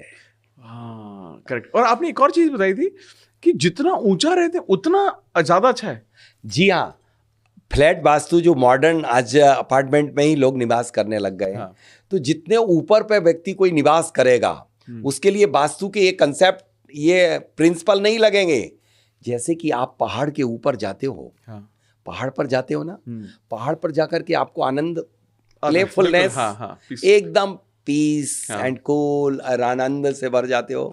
यही आप पहाड़ के ऊपर जा रहे हैं, 21वें माले पे जा रहे हैं, 15वें माले पे यदि निवास कर रहे हैं, तो वहां पर क्या हो रहा है, क्या चक्कर हो रहा है? प्लानेट की एनर्जी आपको मिल रही है, आप कॉस्मिक एनर्जी के डायरेक्ट कांटेक्ट में। जियोपैथिक एनर्जी जो जमीन के अंदर से आपने मिट्टी अलग करके और फेंक दी थी, तो जियोपैथिक एनर्जी भी सीधे कॉलम के माध्यम से ऊपर पहुंच रही और वहां की कॉस्मिक एनर्जी का क्रॉस वेंटिलेशन प्रॉपर हो जा रहा है। क्योंकि एक और डेफिनेशन बहुत अच्छे ग्रंथकार ने लिखी है, वायु का निर्वात गति से आवागमन का नाम है वास्तु, जहां पर cross ventilation must. Cross ventilation यदि होगा, कोई भी निगेटिव एनर्जी क्रिएट हुई, दूसरी वायु आई उसे उड़ा के ले गई। इसलिए तो देखिए ये जो शिल्प शास्त्र है बहुत बड़ी चीज है। जो इंजीनियर हैं, आपके टॉयलेट में वेंटिलेशन क्यों रखते हैं, एग्जॉस्ट क्यों लगाते हैं? उसको हमने एग्जिट कर दिया बस। यदि नहीं करेंगे, जिसमें यदि आपके लिए एग्जॉस्ट नहीं लगा हो, विंडो नहीं हो ना हो, तो फिर वहां पर आप बैठ पाते सीट पे? भयंकर बदबू पूरे घर में ही तो होता। वायु का निर्वात गति से आवागमन। यदि आपके घर में क्रॉस वेंटिलेशन, कई लोगों ने दक्षिण दिशा की विंडो बंद कर दी, अरे दरवाजा बंद करवाइए, उसकी कुंडली देख करके विंडो को बंद मत करवाइए। पश्चिमी हवाएं और उत्तरी हवाएं जो चलती हैं तो उनके डोर को ध्यान दीजिए, विंडो का तो क्रॉस वेंटिलेशन रखिए। मैंने कितनी फैक्ट्रियां चालू करवाई हैं बंद, उनमें क्या किया कि आमने सामने विंडो कर दी। नॉर्थ और साउथ में आप देखेंगे, बिरला में, यूनिवर्सल केबल में जब कभी विजिट करने जाइए, सारे जितने भी ईस्ट वेस्ट एक्सिस लॉन्गर हैं, नॉर्थ साउथ लॉन्गर नहीं है, तो नॉर्थ साउथ को लॉन्गर करने के लिए मैंने आमने सामने विंडो कर दी। तो वो एक्सिस अपने आप क्रॉस वेंटिलेशन होने लग गया प्रॉपर, वो एक्सिस लॉन्गर हो गई। तो ये से वास्तु कहते हैं। ऐसी वास्तु ही वास्तु है। हम सिर्फ जोन में खो गए बस। बिल्कुल लगता है वो जैसे जोन में, वो डायरेक्शन में इतना ज्यादा खो चुके हैं कि वो बहुत ज्यादा वो नहीं समझ पा रहे हैं लोग, और कंफ्यूजन ज्यादा बढ़ गई है, मुझे ऐसा लगता है। खुद डायरेक्शन में खो गए और खुद डायरेक्शन का विरोध कर रहे हैं। तो सर अभी हमने बात की एनर्जीज की, अलग अलग तरह की एनर्जी। जैसे पहले तो ये जब सब कुछ खुले में होता था तो एनर्जी समझ में आती थी। अब तो लोग बोलते हैं कि अब जब हम घर में अपार्टमेंट में रह रहे हैं तो अलग जगह से बंद है वो घर, तो यहाँ भी क्या दिशाओं की दिशाओं का उतना महत्व है? देखिए, दिशा, हर दिशा की अपनी अलग अलग केमिस्ट्री होती है। जैसे आपकी पूर्व दिशा है, वो मोहांतक है, वो मोहित करती है। जैसे सनराइज होता है ईस्ट में, और वह जितने भी वृक्ष के जो फल होते हैं ना, सबसे मिठास युक्त, आप अपने घर में यदि चारों तरफ अमरूद लगा हुआ हो, एक दिन अमरूद तोड़ के खाना, ईस्ट डायरेक्शन का सबसे स्वादिष्ट पाया जाएगा, मोहांतक है। और दक्षिण दिशा प्रज्ञानतक है, यानी कि आपकी बुद्धि, प्रज्ञा मतलब ज्ञान विवेक, इसको नष्ट करा देती है। और पश्चिम दिशा पद्मांतक है, क्रिएटिविटी लाती है, रचनात्मक कार्यों के प्रति आपको मोटिवेट करती है। और उत्तर दिशा है, वो विघ्नांतक है, विघ्नों को नष्ट करा देती है और आपको अपॉर्चुनिटी दिलाती है, मैग्नेटिक एनामली से जोड़ देती है, अट्रैक्शन कराती है, विघ्नों का अंत करा देती। इस तरह से 4 दिशाओं को माना जाता है मूलतः, लेकिन इनकी 4 की उप विदिशाएं होती, 8 होती हैं, 8 की फिर और उप विदिशाएं 16 होती हैं। यूं तो मूल दिशाएं जिनको लोग भूल रहे हैं 10 होती हैं। 4 दिशाएं, 4 विदिशाएं, अधो और ऊर्ध्व, जिसको लोग सबसे ज्यादा वास्तु में खेल है किसी का, तो वो है नीचे की जो दिशा से आने वाली एनर्जी, जिसे कहते हैं जियोपैथिक एनर्जी, और कॉस्मिक एनर्जी जो कि ऊर्ध्व दिशा से आती है। अधो और ऊर्ध्व, ऊर्ध्व से जो 9 प्लैनेट्स, 27 नक्षत्र से आने वाली एनर्जी पर हर लिविंग नॉन लिविंग थिंग्स पर अपना पूरा इफेक्ट पड़ता है। तो वो एनर्जी ऐसे 10 दिशाएं होती है, हर दिशा की अलग केमिस्ट्री होती है। इस केमिस्ट्री का ही लाभ उठाने का नाम वास्तु है। लेकिन सर कई बार ना लोग ये बोलते हैं कि अब ना वो नहीं रह गया कि किस डायरेक्शन में आप सो रहे हो, पैर किस डायरेक्शन में है, खाना कहाँ बैठ के खा रहे हो, टॉयलेट आपका कहाँ पर है, या कहाँ बैठ के टॉयलेट आप कर रहे हो। देखिए, लोगों ने, आप में समझ गया है, आप किसी एक रील की बात कर रहे हैं कि किसी में वीडियो आपने देखा है। आप कितने भी ग्रंथ उठा के पढ़ लीजिए, गीता प्रेस की एक बहुत अच्छी पुस्तक है जिसमें दिशाओं के बारे में बहुत अच्छा वर्णन किया गया है। उसमें मत्स्य पुराण का संदर्भ भी दिया गया है, सारे ग्रंथों का दिया गया, कि उसमें कहा गया है कि यदि कोई व्यक्ति दक्षिण में पैर करके शयन करता है तो वो अपनी आयु को कम करता है, प्लस रोगों को निमंत्रण दे देता है। फिर भी लोग कह रहे हैं कि दक्षिण दिशा में पैर कर लो। जो व्यक्ति यदि पूर्व दिशा में मुख करके मलमूत्र का विसर्जित करता है, साक्षात प्रभु के सामने मुख करके मलमूत्र विसर्जित जो करेगा, उसको 3 पीढ़ी दबा हुआ रोग निमंत्रण की तरह आ जाएगा पीले चावल डल के। और ऐसा हो रहा, लोग तो ये कहने लगे अब तो बंद कमरे में किसी भी तरफ मुख करके मलमूत्र विसर्जित कर लीजिए। ये बिल्कुल गलत है। ये वैदिक वास्तु की सबसे बड़ी हत्या है। दिशा का आपके डेली रूटीन में, हर कार्य में बहुत बड़ा रोल है। भोजन करने के लिए आपको नॉर्थ साउथ में कभी भी नहीं, नॉर्थ में करिए, ईस्ट में करिए या वेस्ट में करिए। जो भी व्यक्ति साउथ मुख करके भोजन करेगा, वो उससे कहा गया है कि वह खुद नहीं बल्कि कुत्ते के लिए भोजन करा रहा है, मतलब उसके पेट में जाकर के भोजन विषाक्त हो जाएगा, विष का रूप, पॉइजन बन जाएगा, क्योंकि दिशाओं का तो असर पड़ेगा। मैंने कहा था प्रज्ञानतक है दक्षिण दिशा, तो दिशाओं का सुबह उठ करके, उठते ही साथ से आपके सोने तक पूरा प्रभाव पड़ता है। जब भी आप अपने घर से निकल रहे हैं, जब भी आप किसी भी कार्य को जा रहे हैं, तो आपको सही दिशा में पैर आगे बढ़ा करके निकलना चाहिए, तो आपका कार्य सक्सेस होता है। लोगों ने दिशा का उल्लंघन कर दिया तो फिर बताइए, वास्तु ही खत्म हो गई।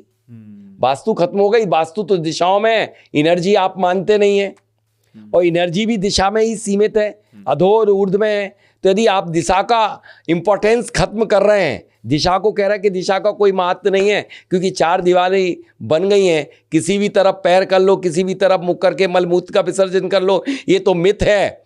तो यानी कि पूरे ग्रंथ ही मिथ हैं। पूरे ग्रंथों को जला दें, होली आने वाली है, जलवा दिया जाए क्या? क्या करना चाहते आप? ऐसा मत करिए, ऐसा मत करिए। आप दिशाओं का पूरी तरह से, उनकी एनर्जी का लाभ उठाने का नाम वास्तु है। अब सर मैं यहाँ पर एक और बता देना चाहता हूँ कि जैसे मैंने भोजन का बताया, वैसे टॉयलेट की सीट का सबसे ज़्यादा दिक्कत लोगों के दिमाग में है कि हमारे घर में गलत जगह पर टॉयलेट बन गया। तो उसके लिए दोस्तों मैं एक ही निवारण आपको एक टिप्स देना चाहता हूं कि आप टॉयलेट जब करें, मल विसर्जन जब करें, सीट पर जब बैठें, नॉर्थ फेस या साउथ फेस करिए। तो गलत जगह पर भी बन गई है तो भी उसका दुष्प्रभाव मिनिमाइज हो जाएगा, 50% हो जाएगा। आप जोन के चक्कर में नहीं, दिशा के चक्कर में पड़िए। भगवान को जिनको जल अर्पित करते हैं, अर्घ समर्पित करते हैं, अभी उत्तरायण के सूर में आपने दीप से आरती उतारी और उस तरफ मुख करके आप मलमूत्र विसर्जित करोगे। तो सर फिर पूजा किस डायरेक्शन में करनी चाहिए? पूजा के लिए बात आ जाती है आपकी कि पूजा और रसोई। पूजा आपके लिए देखिए, नॉर्थ ईस्ट में पूजा बैठ के वो स्थान अल्ट्रावायलेट रेस से सराबोर रहता है, बहुत ज़्यादा वहाँ पर प्रधानता रहती है, इसलिए वहाँ पर पॉजिटिव एनर्जी, इसलिए वहाँ बैठ के यदि वहाँ ना कर सकें तो वेस्ट में भी आप पूजा कर सकते हैं। वो प्रॉफिट का जोन है, वहाँ पर वरुण और पुष्पदंत देवता बैठते हैं जो योगी हैं, अध्यात्म के कारक हैं, शनि का वास होता है, उसमें ईस्ट फेस करके आप बैठ जाइए पूजा करने के लिए, आपको बहुत आनंद आएगा। अब आपकी थी रसोई और बेडरूम, जहाँ पर थे रसोई घर में आपके लिए साउथ ईस्ट में बनाना चाहिए, लेकिन ध्यान रखना जहाँ पर समुचित हवा प्रकाश का इंतजाम हो। वरना जो carbon monoxide, sulphur dioxide, nitrogen peroxide generate होगी, यदि वो एग्जिट नहीं हुई तो फिर आपका बंद कमरे का कोई असर नहीं। जो लोग बंद करवा रहे हैं ये बिल्कुल ठीक नहीं है। उसकी आपको सनरेज आपके भोजन पे पड़ना चाहिए, बनाने वाले के मस्तिष्क पे पड़ना चाहिए, उसके विचार सकारात्मक होंगे और उनका विचारों का असर आपके भोजन पर होगा। और यदि आप साउथ ईस्ट में नहीं बना सकते तो साउथ ईस्ट में चले जाइए, दक्षिणी आग्नेय कहते हैं। और यदि यहाँ भी संभव ना हो तो वेस्ट में वरुण देवता के स्थान पर या पुष्पदंत देवता के स्थान पर पश्चिम दिशा में बना दीजिए, भोजन में बहुत स्वाद रहेगा पश्चिम दिशा में। और यहाँ भी संभव ना हो तो नॉर्थ वेस्ट, जिसे वायव्य कोण करते हैं, उत्तम और पश्चिम के बीच में आता है, वहाँ पर भोजन बनाइए, लेकिन अपना मुख बनाते समय पूर्व में कर लीजिए। कुछ लोगों ने इसमें भी भ्रम डाल के दक्षिण में करवा दिया, यम की दिशा में मुख करवा दिया, जो गलत है। सिर्फ भोजन बनाते समय गृहिणी का मुख ईस्ट डायरेक्शन में होना चाहिए। अब आपकी आती है बेडरूम की बात। बेडरूम का साहब आज मैं आपको सबसे बड़ा ब्रह्मास्त्र देता हूं। किसी भी व्यक्ति जब 100 वर्ष जीता है तो 33 वर्ष तक सोता है। आजकल 100 वर्ष तो किसी की आयु होती नहीं है, 60-70। यदि 60 भी जी रहा है तो 20 वर्ष 20 साल तक सो रहा। अब 20 साल की वास्तु सबसे ज्यादा प्रभाव डालेगी या 20 दिन की? 20 साल की वास्तु। तो 20 साल जब सोता है तो वह पूरी जियोपैथिक एनर्जी के कांटेक्ट में रहता है, तो उसका डिसाइड होना चाहिए उसकी कुंडली से। मैंने अभी देखा एक व्यक्ति को, जयपुर में मैं विजिट करने गया, वो किसी वास्तुविद ने साउथ वेस्ट में सुला दिया। बोले मैं बहुत परेशान, मेरे कांटेक्ट इतने तगड़े हैं, हो सकता वो दर्शक भी सुन रहा होगा, मेरे कांटेक्ट इतने तगड़े हैं लेकिन मैं कुछ नहीं कर पा रहा हूं, व्यापार पूरी तरह से। और मैंने एक वास्तुविद, 2 वास्तुविद, 3 वास्तुविद, सारे वास्तुविदों को, लेकिन मेरे पिताजी आपके वीडियो देखते थे सौर विज्ञान के, और सौर विज्ञान को जब से फॉलो किया और उनके मन में शांति आने लगी, तो बोले इन व्यक्ति को जरूर बुलाना है। और मैं जब विजिट करने गया तो देखा मैंने साउथ वेस्ट में उसका दरवाजा, साउथ वेस्ट और साउथ वेस्ट में ही उसका बेडरूम था। साउथ वेस्ट में उसका बेड लगा दिएगा, बेड के ठीक बाजू में ही उसका डोर कर, मेन डोर था। राहु उसका नीच का, राहु का लोकेशन है साउथ वेस्ट, और उसने पूरी तरह से बर्बाद कर दिया। इसलिए आप देखिए कि कौन सा प्लानेट आपका आपकी कुंडली में सही है, जिससे कि आपको जियोपैथिक एनर्जी जहां से प्राप्त होगी वह सही प्राप्त हो। यदि किसी का मंगल नीच का है, उसे दक्षिण दिशा के बेडरूम में मत सुलाइए। किसी का राहु नीच का है तो उसके लिए साउथ वेस्ट का बेडरूम मत दीजिए। अब उसको देखा मैंने कि उसके लिए बुध उसका अच्छी जगह था।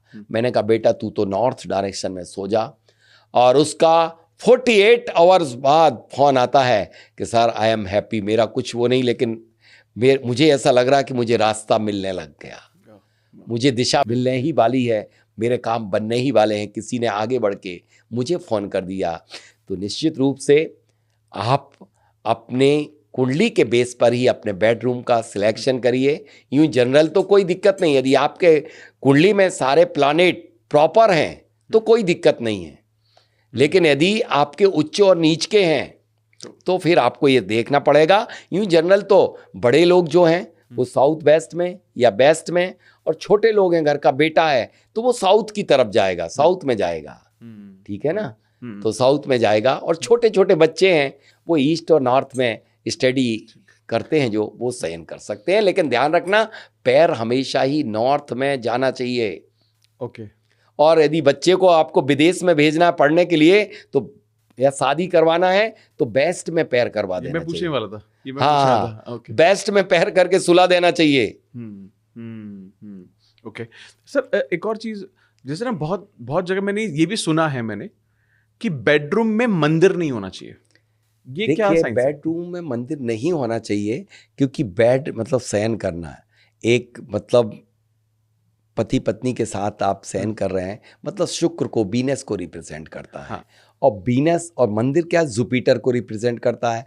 Venus and Jupiter both are opposite, okay, दोनों की आपस में दुश्मनी है। और वैसे भी भगवान की उपस्थिति में आपका उनके तरफ पैर करना क्या उचित लगेगा? पैर करो या सर करो, उनकी उपस्थिति में सोना नहीं। कभी भी बेडरूम में नहीं बनाना चाहिए मंदिर को, कभी भी नहीं बनाना चाहिए। मंदिर अध्यात्म और व्यवहार का वो बेजोड़ संगम है जो आपको शांति के सरोवर में डुबकी लगाने की कला सिखाता है। और सर ऐसा भी कुछ होता है क्या कि जैसे मंदिर किस तरह से बनना चाहिए या किस तरह का मंदिर होना चाहिए? क्योंकि क्या हो गया है कि कुछ लोग तो जैसे फिक्स मंदिर बना देते हैं, जैसे घर बना रहे हैं तो फिक्स मंदिर बना दिया, कुछ लोग लकड़ी का मंदिर बनवाते हैं, कुछ लोग मतलब उसको सुंदरता पे ज्यादा ध्यान देते हैं, पत्थर का बनवाते हैं, संगमरमर का बना। देखिए मंदिर जो है घर में जो बनाया जाता है, दो प्रकार के मंदिर होते हैं। एक तो व्यक्ति प्रतिष्ठित प्रतिमा को विराजमान करता है, हाँ। उसे मंदिर कहते हैं। और एक अप्रतिष्ठित सिर्फ फोटो रख लेता है या अप्रतिष्ठित प्रतिमा रख लेता है, उसे पूजा स्थल कहते हैं। दोनों में मेजर फर्क है। पूजा स्थल है वो, हम वहाँ बैठ कर के अपनी आत्म शांति के लिए प्रभु को आंख बंद करके, क्योंकि प्रतिष्ठित प्राण प्रतिष्ठा यदि, वैसे प्राण प्रतिष्ठा की हुई प्रतिमाओं को घर में अब स्थान तो है, लेकिन हमारे घर इतने छोटे हो गए, हमारे वहीं पर टॉयलेट बने हुए नज़दीक, वो उतने उचित नहीं है। इसलिए प्रतिष्ठित जो बड़े मंदिर में उनमें प्रतिष्ठित प्रतिमाओं को रखिए। घर में पूजा स्थल जो है वो है ईशान पे या वेस्ट में बना देना चाहिए, लेकिन भगवान का मुख हमेशा ही किसी भी कीमत में आपको दक्षिण में नहीं करना चाहिए। बस एक बात का हमेशा ध्यान रखना चाहिए। एक और मैं एक छोटा सा टॉपिक छूट गया, जैसे जब आप इनका इस्तेमाल कर रहे थे, जी जी, तो इससे इंसान की एनर्जी कैसे समझ में आती है सर? आप कैसे जज करते हो? मेरी आप जज करते इंसान की एनर्जी इंसान की एनर्जी इससे ऑरा चेक किया जाता है। ओके, ऑरा चेक किया जाता है। मैं यहाँ पर खड़े हो जाता हूँ और आप बढ़ते चले जाएंगे, ये रॉडें भी अपने आप घूमती चली जाएंगी, बढ़ती चली जाएंगी, और एक जगह ऐसी आएगी कि दोनों ज्वाइन हो जाएंगी। जितना डिस्टेंस होगा वो आपका ऑरा होगा। कोई भी दर्शक भी इस मेथड को करके देख सकता है। ये मेथड सबके लिए अप्लाई होती है। अब डाउजर ही कर पाएगा यदि कहीं पर भी आपके कोई प्रॉब्लम है। जैसे मैं आपकी बॉडी को पूरा चेक कर रहा हूं यहाँ बैठे बैठे, जो इस रॉड ने टेस्ट करके बता दिया वो कोई भी फेल नहीं कर सकता। मैंने कितने लोगों के हार्ट के ऑपरेशन इन रॉडों के माध्यम से रुकवाए हैं। लोगों ने, उनके लिए गैस बनी और लोगों ने कह दिया कि इनका ऑपरेशन होने वाला है या एंजियोप्लास्टी। मैंने रॉड से देखा वो पूरी मूव हो गई।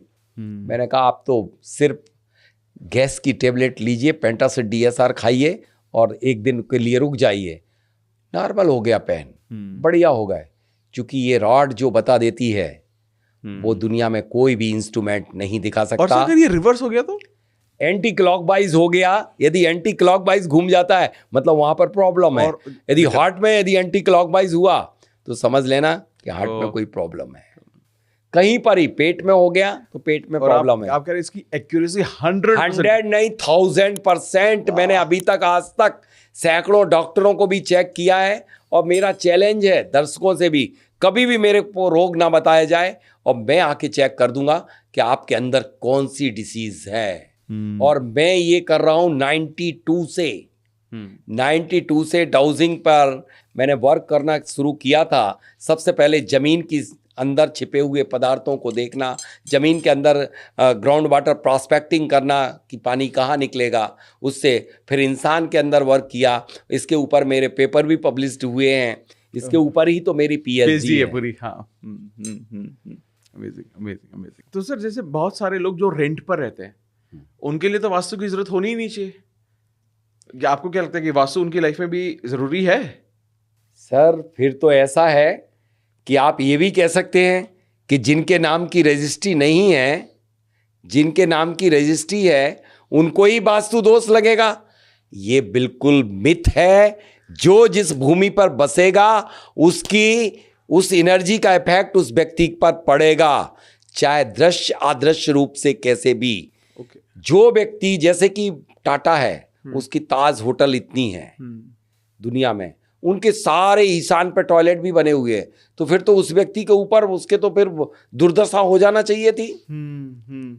नहीं, जो व्यक्ति बसता है, जो व्यक्ति उस भूमि को यूज करता है, चाहे उसके नाम से रजिस्ट्री हो या ना हो, चाहे वो रेंट पे हो या फिर मालिक हो, उस पर जो व्यक्ति जहां पर रहेगा उसकी एनर्जी का इफेक्ट पड़ेगा। जैसे जब कहीं गंदगी पड़ी हुई हो सर, और वो आपका घर ना हो, आपके नाम से रजिस्ट्री नहीं हो, तो बदबू आपको आएगी। ओहो, वाह वाह वाह, क्या बात, सही बात है। लेकिन सर और जो कुछ वीडियोस देखी हैं वहां बिल्कुल उल्टा है, मतलब कुछ लोग मतलब देखो वो रील वास्तु है वो रील वास्तु है। ध्यान रखना, वास्तु की डेफिनीशन और वास्तु के प्रिंसिपल को आप ध्यान रखते हुए सारे आप टूल पे जाइएगा, एप्लीकेशन पे जाइएगा कि क्या लोगों ने बना दिया कि किसी के, कई बार मैं सुनता हूं, मैं जाता हूं, सर ये वास्तु दोष था मेरे घर का, मैंने इसको काट करके एक स्टिप, एक रंग की पट्टी डाल करके वो दूसरे के नाम से रजिस्ट्री करा दी। मैंने दूसरे के नाम से रजिस्ट्री करा दी, तो वो, अरे भगवान, जियोपैथिक एनर्जी जो है, मॉइस्चर जहां से जहां तक जाएगी, करंट का फ्लो वहां से वहां तक रहेगा, उसका दुष्प्रभाव जहां पर आप रहोगे ना तो वो भूमि कटेगी। रजिस्ट्री कराने से विभाजन नहीं होता, यानी कि फिर तो सीधा सीधा बात है कि भारत में 33 to 40% लोग रेंट पे रहते हैं, उन्हें कोई वास्तु दोष ही नहीं लगना चाहिए उन्हें कोई वास्तु दोष ही नहीं लगना चाहिए। जैसे कि आप इस स्टूडियो में बैठे हुए हैं, स्टूडियो में यदि कोई भी दोष है तो आप स्टूडियो में बैठ करके आपको तो दोष लगने नहीं चाहिए। करेक्ट। आप किसी ऊंची पहाड़ी पे जब घूमने जाते हो, जहां आनंद की अनुभूति करते हो, तो वहां तो आपके लिए आपके नाम से रजिस्ट्री नहीं है ना तब भी स्तर होता है उसका तब भी आपको, ये लोगों ने वास्तु को ऐसे मिथों से घेर दिया है कि पूछो मत। ग्रंथों को पढ़िए। ओके ओके सर, एक चीज जानते हैं हम यहाँ पर, ऐसे कौन से बहुत कॉमन वास्तु दोष हैं जिसकी वजह से एक इंसान को बहुत सारे कष्ट झेलने पड़ते हैं? देखिए, अभी तक मैंने सबसे ज्यादा कष्टों से घिरा इंसान को देखा है, वो देखा है कि जहां की भी लैंड एनर्जी पुअर होती है, लैंड एनर्जी बाधित शापित होती है, सबसे ज्यादा परेशान पाया गया है। किसी के व्यक्ति के घर में यदि नेगेटिव एनर्जी, यदि शल्य दोष यानी हड्डी इत्यादि गड़ी हो, तो वहां व्यक्ति बीमार ही पाया जाएगा। दूसरा दोष है कि यदि किसी के घर में गड्ढा गलत हो तो वो इंसान को गड्ढे में ले जाता है, उसके घर में परेशानी, पीड़ाएं, मुसीबतें, बीमारियां और बिजनेस ठप हो जाता है। जैसे कि ब्रह्म स्थान का गड्ढा। हाँ, ये क्या है? सही सुना है मैंने बहुत। सेंटर में ब्रह्म स्थान पर गड्ढा बन जाए, ब्रह्म स्थान पर टॉयलेट बन जाए, ब्रह्म स्थान पर किचन रसोई बन जाए, या फिर साउथ वेस्ट में आपका डगबेल हो जाए, अंडरग्राउंड वाटर टैंक हो जाए, साउथ वेस्ट का दरवाजा, याद रखना, नैऋत्य कोण का नैऋति देवता जहां पर राहु का वास होता है वो सबसे ज्यादा परेशान करता है।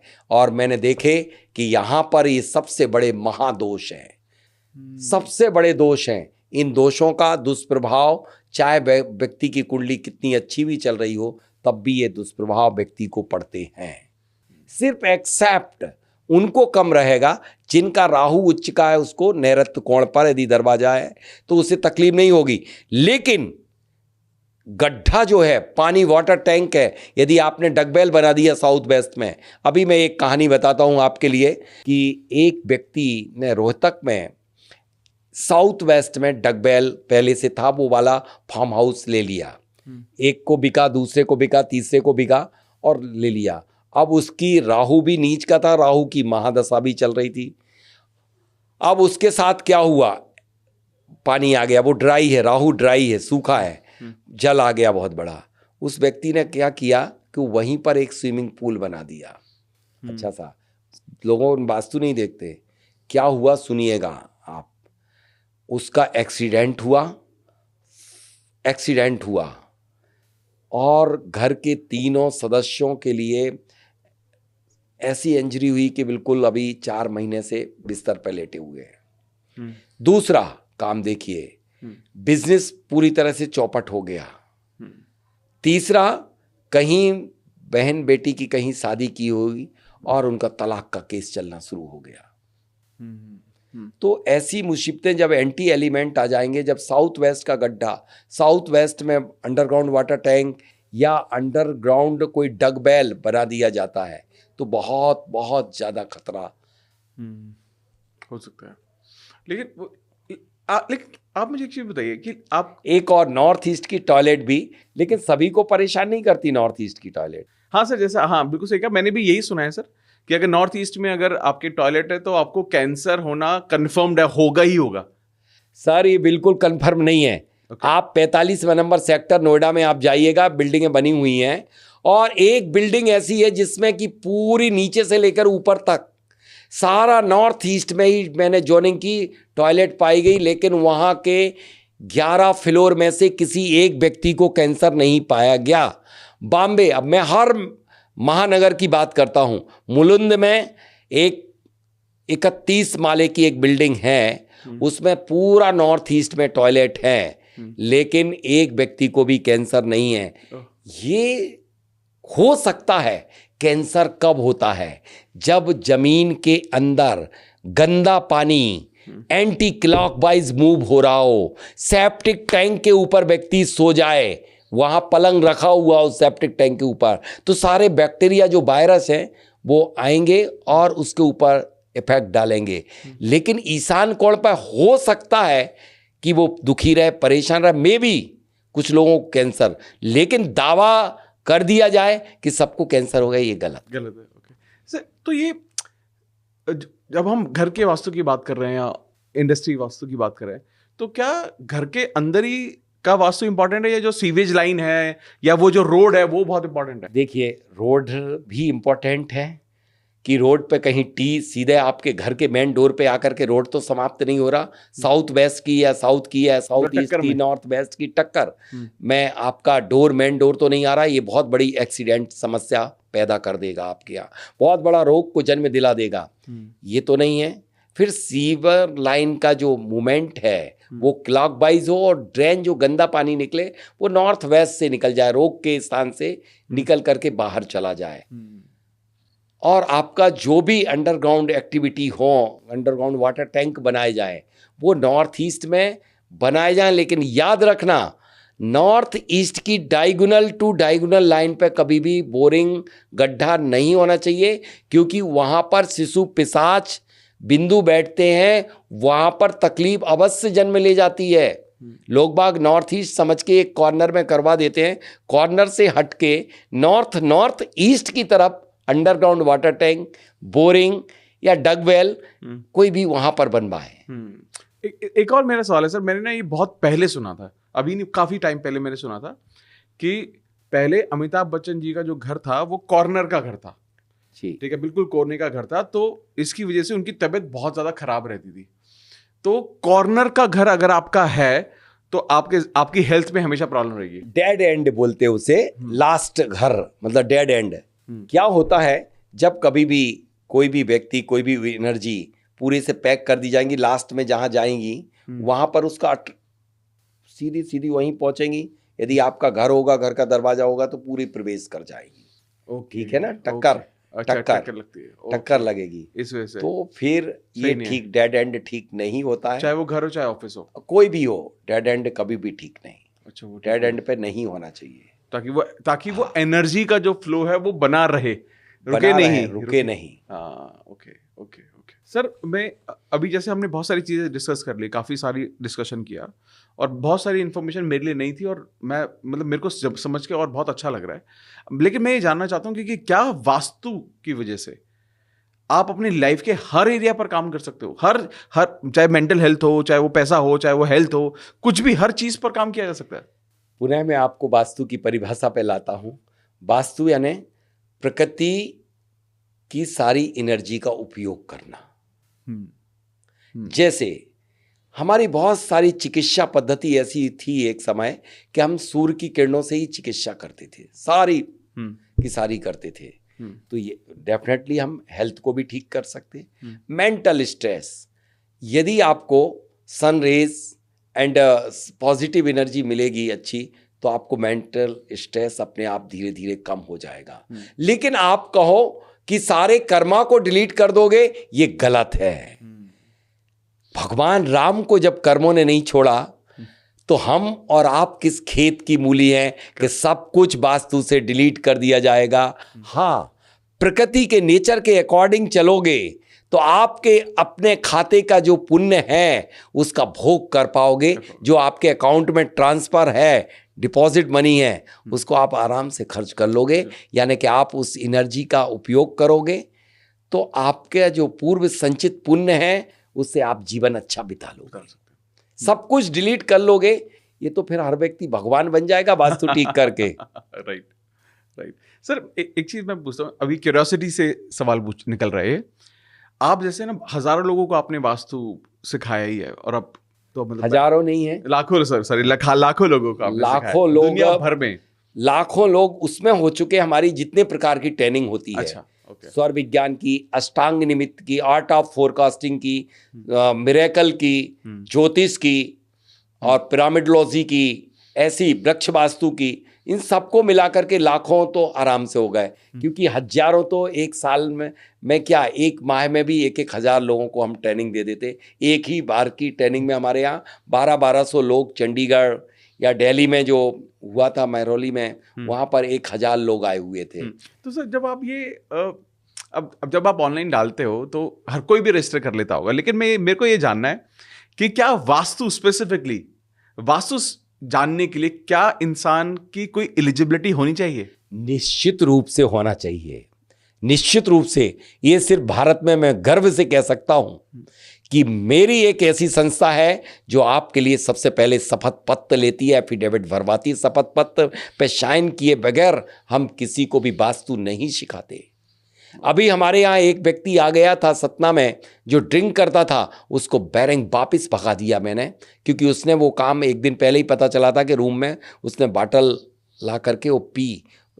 हम ऐसे लोगों के लिए जो अल्कोहल का इस्तेमाल करते हैं, जो नॉन वेज खाते हैं, खिलाते हैं, उनके लिए हम वास्तु नहीं सिखाते हैं। उसका शपथ पत्र लेते हैं, या तो त्याग करो तब हम। और लेकिन जो दारू पी रहा है, अफीम खा रहा है या खिलवा रहा है, और उनके लिए वो वास्तुविद बनने के लिए एलिजिबल नहीं है। मैं एक बात कहता हूँ, इस पूरी वर्ण व्यवस्था का डिवीजन किस बेस पर किया गया? अकॉर्डिंग टू वर्क, कार्य के अनुसार ही आपने ब्राह्मण, शूद्र और वैश्य, क्षत्रिय, इनका विभाजन किया। जो व्यक्ति जिस दिन से वास्तु का ज्ञान हासिल कर लेता है, वो ब्राह्मण कुल को रिप्रेजेंट करने लगता है। उसके गुणधर्म ब्राह्मण के हो जाना चाहिए, तब उसके घर में, किसी के घर में जाते ही वो पॉजिटिव एनर्जी लेके जाएगा। मीट मटन मांस खाने वाला, दारू पीने वाला, अफीम खाने वाला, अफीम की गोली खाने और खिलाने वाले से वास्तु दोष ठीक नहीं हो सकते। जैसे मेरी अपनी दिनचर्या को पूछे तो मैं यहाँ बताना नहीं चाहता हूँ कि मैं अपना पूरा जीवन वास्तु का ज्वलंत एग्जाम्पल हूँ। सूर्योदय से 1.5-2 घंटे पहले सो करके उठता हूं। जो लोग सूर्योदय के 2 घंटे बाद सो करके उठते हैं वो वास्तुविद नहीं कहे जा सकते, और उनके घर की कितनी वास्तु ठीक कर दी जाए उसके उनके रिजल्ट नहीं होंगे। क्योंकि लोग एक्चुअली में बहुत सारे ऐसे कोर्सेज को बस एज अ कोर्स समझ के कर लेते हैं। मैं तो कह रहा हूं कई कोर्सों में नॉनवेज खिलाया जाता है। ये सुन के आपको आश्चर्य होगा कि एक साइड में नॉनवेज के स्टॉल लगे होंगे, एक साइड में वेज के होंगे, और लोग वास्तुविद मतलब आज ब्राह्मण कुल को भी मतलब जिसे कहते हैं कि ये सबसे श्रेष्ठ कर्म माना जाता है। लेकिन याद रखना, कर्मा कभी आपको छोड़ता नहीं है। क्योंकि सभी चीज एनर्जी है सर, है ना। जैसे आपने शुरू में आपने बताया, किसी जानवर को मारा लगते हुए, वहां पर कैसी एनर्जी क्रिएट हुई। सर एक यंत्र के बारे में मैंने आपके भी कुछ वीडियोस देखे हैं जहां पर आपने बात की पिरामिड यंत्र के हाँ, बारे पिरामिड यंत्र, हाँ। पिरामिड मनोवांछित। हाँ। मैं सबसे पहले मैंने अपनी जर्नी को 92 से यहीं से प्रारंभ किया था। जब मैंने प्लास्टिक के पिरामिड देखे तो मैंने कहा ये तो बैट कंडक्टर है, इससे करंट का फ्लो कैसे होगा। और मैंने कॉपर का पिरामिड अपने हाथ से, सर्वप्रथम हमने अपने हाथ से खुद बनाया था, कैंची से काट करके। वो यात्रा जर्नी शुरू हुई और वही खींच के मुझे वास्तु में ले आया। मुझे उस समय में वास्तु का बा भी नहीं जानता था, और मैंने उसके अंदर फल सब्जियों को रखा। एक एक माह 2-2 माह तक मैंने अंगूर और एप्पल को रखा है, एज इट इज बने रहे। अभी मैंने अपनी एक वर्कशॉप जो हुई थी बिरला में, उसमें सभी के लिए मैंने पिरामिड दिए, और 9 दिवस तक 8 दिवस तक मैंने टमाटर दिए कि उसके नीचे रख दो। एक भी टमाटर नहीं सड़ा। मैंने चैलेंज दिया था यदि सड़ जाए तो मैं 1 लाख रुपए आपको दूंगा। इतनी एनर्जी है, क्योंकि जहां पिरामिड के नीचे जो भी वस्तु रखी जाती है उस पर जियोपैथिक एनर्जी यानी जमीन के अंदर की एनर्जी और सन की energy particular angle of inclination के कारण उस पिरामिड के अंदर रखी हुई वस्तु सारी चार्ज हो जाती है, इसलिए इतना बड़ा इफेक्ट होता है। मैं तो सारे घर की एनर्जी को सिर्फ पिरामिड से चार्ज करवाता हूं, और अधिकांश वास्तु दोषों का निवारण भी सिर्फ कॉपर पिरामिड से करवाता हूं, प्लास्टिक पिरामिड नहीं, जो कि आपके दिल्ली में बाढ़ आ गई है। प्लास्टिक के पिरामिड बैड कंडक्टर हैं। इसकी कोई दिशा भी होती है कि किस जगह रखना चाहिए? देखिए 0 डिग्री पे इंस्टॉल करना चाहिए पिरामिड को, हमेशा 0 डिग्री पर। 0 डिग्री मतलब कि उसकी जो एक्सिस नॉर्थ साउथ एक्सिस रहे वो 0 डिग्री पर रहे। यदि आप टिल्टेड रखेंगे तो उतने अच्छे रिजल्ट नहीं मिलेंगे, लेकिन उतने बढ़िया रिजल्ट आपको प्राप्त नहीं होंगे। बहुत बढ़िया, थैंक यू सर। ये बहुत इंपॉर्टेंट पॉइंट था। एक और चीज सर, बिना तोड़ फोड़ के वास्तु टिप्स दीजिए कि क्या करना चाहिए। देखिए बिना तोड़ फोड़ के तो पूरी वास्तु को मैंने ही ठीक किया है, अनेक बंद फैक्ट्रियों को चालू करवाया। और मैं जियो वास्तु बनाम बिना तोड़ फोड़ की वास्तु, कभी भी एक भी ईंट आज तक किसी भी इंडस्ट्री में मैंने नहीं तोड़वाई, किसी भी इंडस्ट्री में। और बंद फैक्ट्रियां भी चालू करवाई। वो सिर्फ और सिर्फ केवल लैंड की एनर्जी को बूस्ट करिए, यानी कि वो उसका कर्मा है, बुरी एनर्जी और अच्छी एनर्जी। जैसे आपके बुरे मतलब बेकार आपके कर्मा, अच्छे कर्म, तो हम अच्छे कर्मों की जब हम बढ़ोतरी कर देते हैं, इसी तरह से लैंड की एनर्जी जैसे ही हम इम्प्रूव कर देते हैं बहुत सारी मेथड से। जैसे कि एक मैं आपको ब्रह्मास्त्र देता हूं, हम हर घर में एक लैंप जलवाते हैं। देसी गाय के घी का एक दीपक लिया और उस दीपक के ऊपर एक प्लेट रखते हैं, भीमसेनी कपूर और एक जियो वास्तु धूप यानी लैंड एनर्जी बूस्ट करने वाली धूप एक चुटकी डलवाते हैं। प्रतिदिन आपके घर में जलेगी, आपके घर की सारी धीरे धीरे सारी नेगेटिव एनर्जी पलायन कर जाएगी, और आप 3 दिवस में रिजल्ट देखिएगा। ज़्यादा बात नहीं कर रहा हूं मैं, 3 दिवस की। यदि आपके पास धूप नहीं है तो कोई बात नहीं, आप सिर्फ कपूर को जला दीजिए। कपूर राहु है, राहु नेगेटिव एनर्जी है, सारी की सारी नेगेटिव एनर्जी पलायन कर जाएगी और आपको बहुत अच्छे रिजल्ट मिलेंगे। एक और मैं कह रहा हूं, ये भी ना कर सको तो गीर गाय का या काली देशी गाय का आप लेके आइएगा। क्या आप घी, और घी का दीपक आप 24 घंटे के लिए सगुण में जला दीजिएगा। सगुण में आप देसी गाय के घी का दीपक साउथ ईस्ट डायरेक्शन में नीचे 5 मुट्ठी आप चावल डाल दीजिएगा और उस पर स्वास्तिक अंकित करके और एक दीपक अखंड दीप जला दीजिएगा। उसके कारण ऐसी ऑक्सीजन क्रिएट होगी, ऐसी पॉजिटिव एनर्जी क्रिएट होगी जो कि आपके घर को बहुत सारी सभी प्रकार की निगेटिव एनर्जी धू धू करके पूरी बाहर हो चली जाएगी। एक ब्रह्मास्त्र और मैं देता हूं जो हमेशा ही हर घर में करता हूं कि आप अपने 3 जगह पर सांस को रोक करके इच्छा को रख करके केसर के पाउडर के द्वारा स्वास्तिक अंकित कीजिएगा। स्वास्तिक हमारे वीडियो में है बनाने का तरीका, कैसे दिया गया रील में। आप अनामिका उंगली, ये अर्थ एलिमेंट की उंगली है, इससे आप अपने प्रवेश द्वार के दोनों साइड में, चाहे वो दरवाजा किसी भी दिशा का क्यों ना बनाओ, किसी भी पथ पर क्यों ना बना दिया गया हो, साउथ वेस्ट का दरवाजा भी है, तब भी आप इस उंगली से नीचे से ऊपर लाइन को ले जाते हुए लेफ्ट टू राइट और चारों जगह डंडा लगा करके बना दीजिए सांस को, रुकी सांस के, कि घर में पॉजिटिविटी हो, घर में समस्त वास्तु दोषों का निवारण हो। स्वास्तिक दोनों साइड और एक आज्ञा चक्र यानी एक ऊपर बना दीजिएगा। 3 स्वास्तिक आपने एक लोकेशन पर बनाए। दूसरी लोकेशन आप तुरंत मंदिर में जाइएगा, मंदिर पे इच्छा को रख करके घर में सुख शांति हो ऐसा स्वास्तिक बना दीजिएगा। तीसरा स्वास्तिक आप अपनी तिजोरी में खूब धन की वर्षा हो ऐसा स्वास्तिक बना दीजिएगा। सांस को रुकी हुई सांस के साथ नाभि से ऊपर आपके लिए चमत्कारिक रिजल्ट अवश्य प्राप्त होंगे। और यदि आपके घर में कहीं पर भी दरवाजा हो, एक देसी गाय के ओपले से बंधनवार बनाया जा रहा है चरखा के द्वारा। वो बंधनवार इतना बढ़िया बनाया जा रहा है जिसमें कि आपके सल्फर एंड लाइम एंड चैत मास के गोबर से, वो हमारा कुछ भी नहीं है उसमें, मैं नाम ले रहा हूं, इतनी गजब की चीज बनाई गई है। वो बंधन बार आप अपने दरवाजे पर टांग लीजिए, देखिएगा घर में क्या रिद्धि सिद्धि समृद्धि खुशहाली और शांति होगी। आई थिंक ये बहुत इंपॉर्टेंट था लोगों के लिए समझना कि कैसे वो चीज़ों को मतलब वो ठीक कर सकते हैं अगर तोड़फोड़ उन्हें नहीं करनी। और आपने बता दिया तोड़फोड़ करने की कोई जरूरत ही नहीं है। ज्यादा जरूरत हो तो एक काम करिएगा, पीली सरसों को लेकर के और अपने अभीष्ट मंत्र, जिस मंत्र का आप हमेशा जाप करते हो पहले, लेकिन उस पीली सरसों को वॉश कर लेना, धो लेना और सरसों को लेकर के आप एक रात्रि पूरे घर में बिछा देना। दूसरे दिन मयूर पंख को लेकर के झाड़ू लगा करके इकट्ठा करके बहते जल में प्रवाहित कर देना। जितनी भी निगेटिविटी होगी पूरी एब्जॉर्ब कर लेगा और निगेटिविटी पूरी पलायन कर जाएगी। आज का पॉडकास्ट विशेष रूप से ब्रह्मास्त्रों से भरा हुआ था, आम दर्शकों के लिए था, जिससे मेरी बहुत दिन से इच्छा थी कि एक ऐसा पॉडकास्ट हो जो कि हर व्यक्ति के लिए एक एक उपाय ऐसा मिल जाए जिससे कि वह अपने जीवन में शांति समृद्धि ला सके। सर मेरे को भी बिल्कुल ऐसा ही महसूस हो रहा है कि आई थिंक एक ऐसा कंप्लीट कोर्स बन गया है 2 घंटे का। अगर कोई इसका रेफरेंस लेकर अपनी लाइफ में इंप्लीमेंट करने की कोशिश करेगा तो बहुत सारे जवाब उसे मिल जाएंगे। और इसके लिए सर आपको बहुत बहुत धन्यवाद। और मतलब क्योंकि ना आपकी सर जो एनर्जी है, मैंने ना बहुत सारे लोगों को यही बोला है कि जब मुझसे लोग सवाल करते हैं तो मैंने ना इतनी बार सिर्फ आपकी वीडियो ही फॉरवर्ड की है उनको, क्योंकि मेरा खुद का विश्वास आपके अंदर बहुत ज़्यादा है।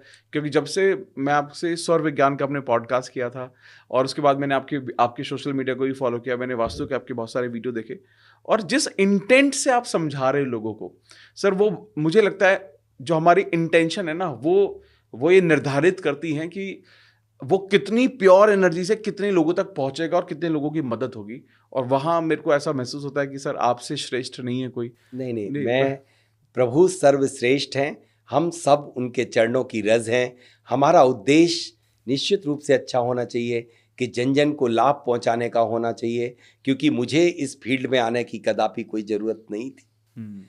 जब मैंने देखा एक ज्वेलर्जिस्ट क्लास 1 पोस्ट को छोड़ करके और इस फील्ड में आए तो निश्चित रूप से उसकी कोई और भावना होगी। पैसा तो मुझे वहाँ भी बहुत मिल रहा था और पैसा यहाँ मुझे जितना लोग कमाते हैं उतना मैं प्रतिदिन छोड़ता हूँ। मैं किसी गरीब व्यक्ति का, किसी बंद कारोबार का, जिसका कारोबार ठप्प हो चुका हो, एनपीए हो गया हो, कोई गरीब हो, कोई ट्रस्ट हो, कोई एनजीओ हो, मैं उनका कोई पैसा नहीं लेता हूँ। जो कर्ज में डूबा हुआ हो उनका कोई फीस नहीं लेता हूँ। यदि किसी के पास पैसा नहीं है मैं उनके लिए निःशुल्क अपनी ट्रेनिंग कोर्स में एंट्री देता हूं। अभी मैं चैलेंज के साथ कर रहा हूं कि यदि किसी को सम्यक वास्तु सीखना है तो मोस्ट वेलकम। वाह सर, जिनके पास पैसा नहीं है उनके लिए भी मोस्ट वेलकम। वाह sir, amazing sir. I think ये प्योरिटी ही है जो शायद जिस वजह से मुझे ऐसा लगता है आपके ऊपर इतनी सारी ब्लेसिंग्स है ना सर कि आपका साथ होना। हमारे गुरु की बहुत ब्लेसिंग है, हाँ, उससे बड़ी दौलत मेरे पास नहीं। Right sir. तो thank you so much sir. और मेरे को लगता है कि आई थिंक सभी लोगों के लिए एक बहुत अच्छी मास्टर क्लास हो गई होगी और बहुत सारी चीज़ें हमने समझी इसमें इस दौरान। और मुझे डेफिनेटली ऐसा महसूस हो रहा है कि हम सब के पास ऐसे कुछ ना कुछ पॉइंट्स हमें मिल गए होंगे जिनको हम अपनी लाइफ में, अपने घर में, अपने कारोबार में इम्प्लीमेंट कर सकते हैं। लेकिन फिर भी अगर आपको लगता है कि आपका कोई सवाल है जो छूट गया है या जो आप और क्लैरिटी के लिए पूछना चाहते हो, या तो आप कमेंट बॉक्स में आप डाल दीजिएगा, या फिर मैं सर के ना जो लिंक है, सोशल मीडिया के जो लिंक है, मैं वो सारे डिटेल वहाँ पर मैं डाल दूंगा। आप उनको डायरेक्टली भी कनेक्ट करते हुए उनकी जो इंस्टाग्राम है, यूट्यूब है, बाकी जो भी कॉन्टैक्ट डिटेल है, आप डायरेक्टली कनेक्ट करके भी उनसे जुड़कर वो सवाल पूछ सकते हैं, ताकि अल्टीमेट जो ऑब्जेक्टिव है सर का और हमारा, हम ये इस पॉडकास्ट के बाद बहुत सारे लोगों को जवाब मिलेंगे, उनकी लाइफ बेहतर होगी। और जो भी कुछ कन्फ्यूजन जो बाहर बहुत सारे तरह के कंटेंट से जो क्रिएट हो गई थी, आज शायद वो कम होगी, क्योंकि इसके बाद बहुत सारे सवालों के जवाब हमें अपने आप मिल जाएंगे। तो सर आपका बहुत बहुत धन्यवाद, दिल से धन्यवाद। अमित जी आपका भी बहुत बहुत धन्यवाद।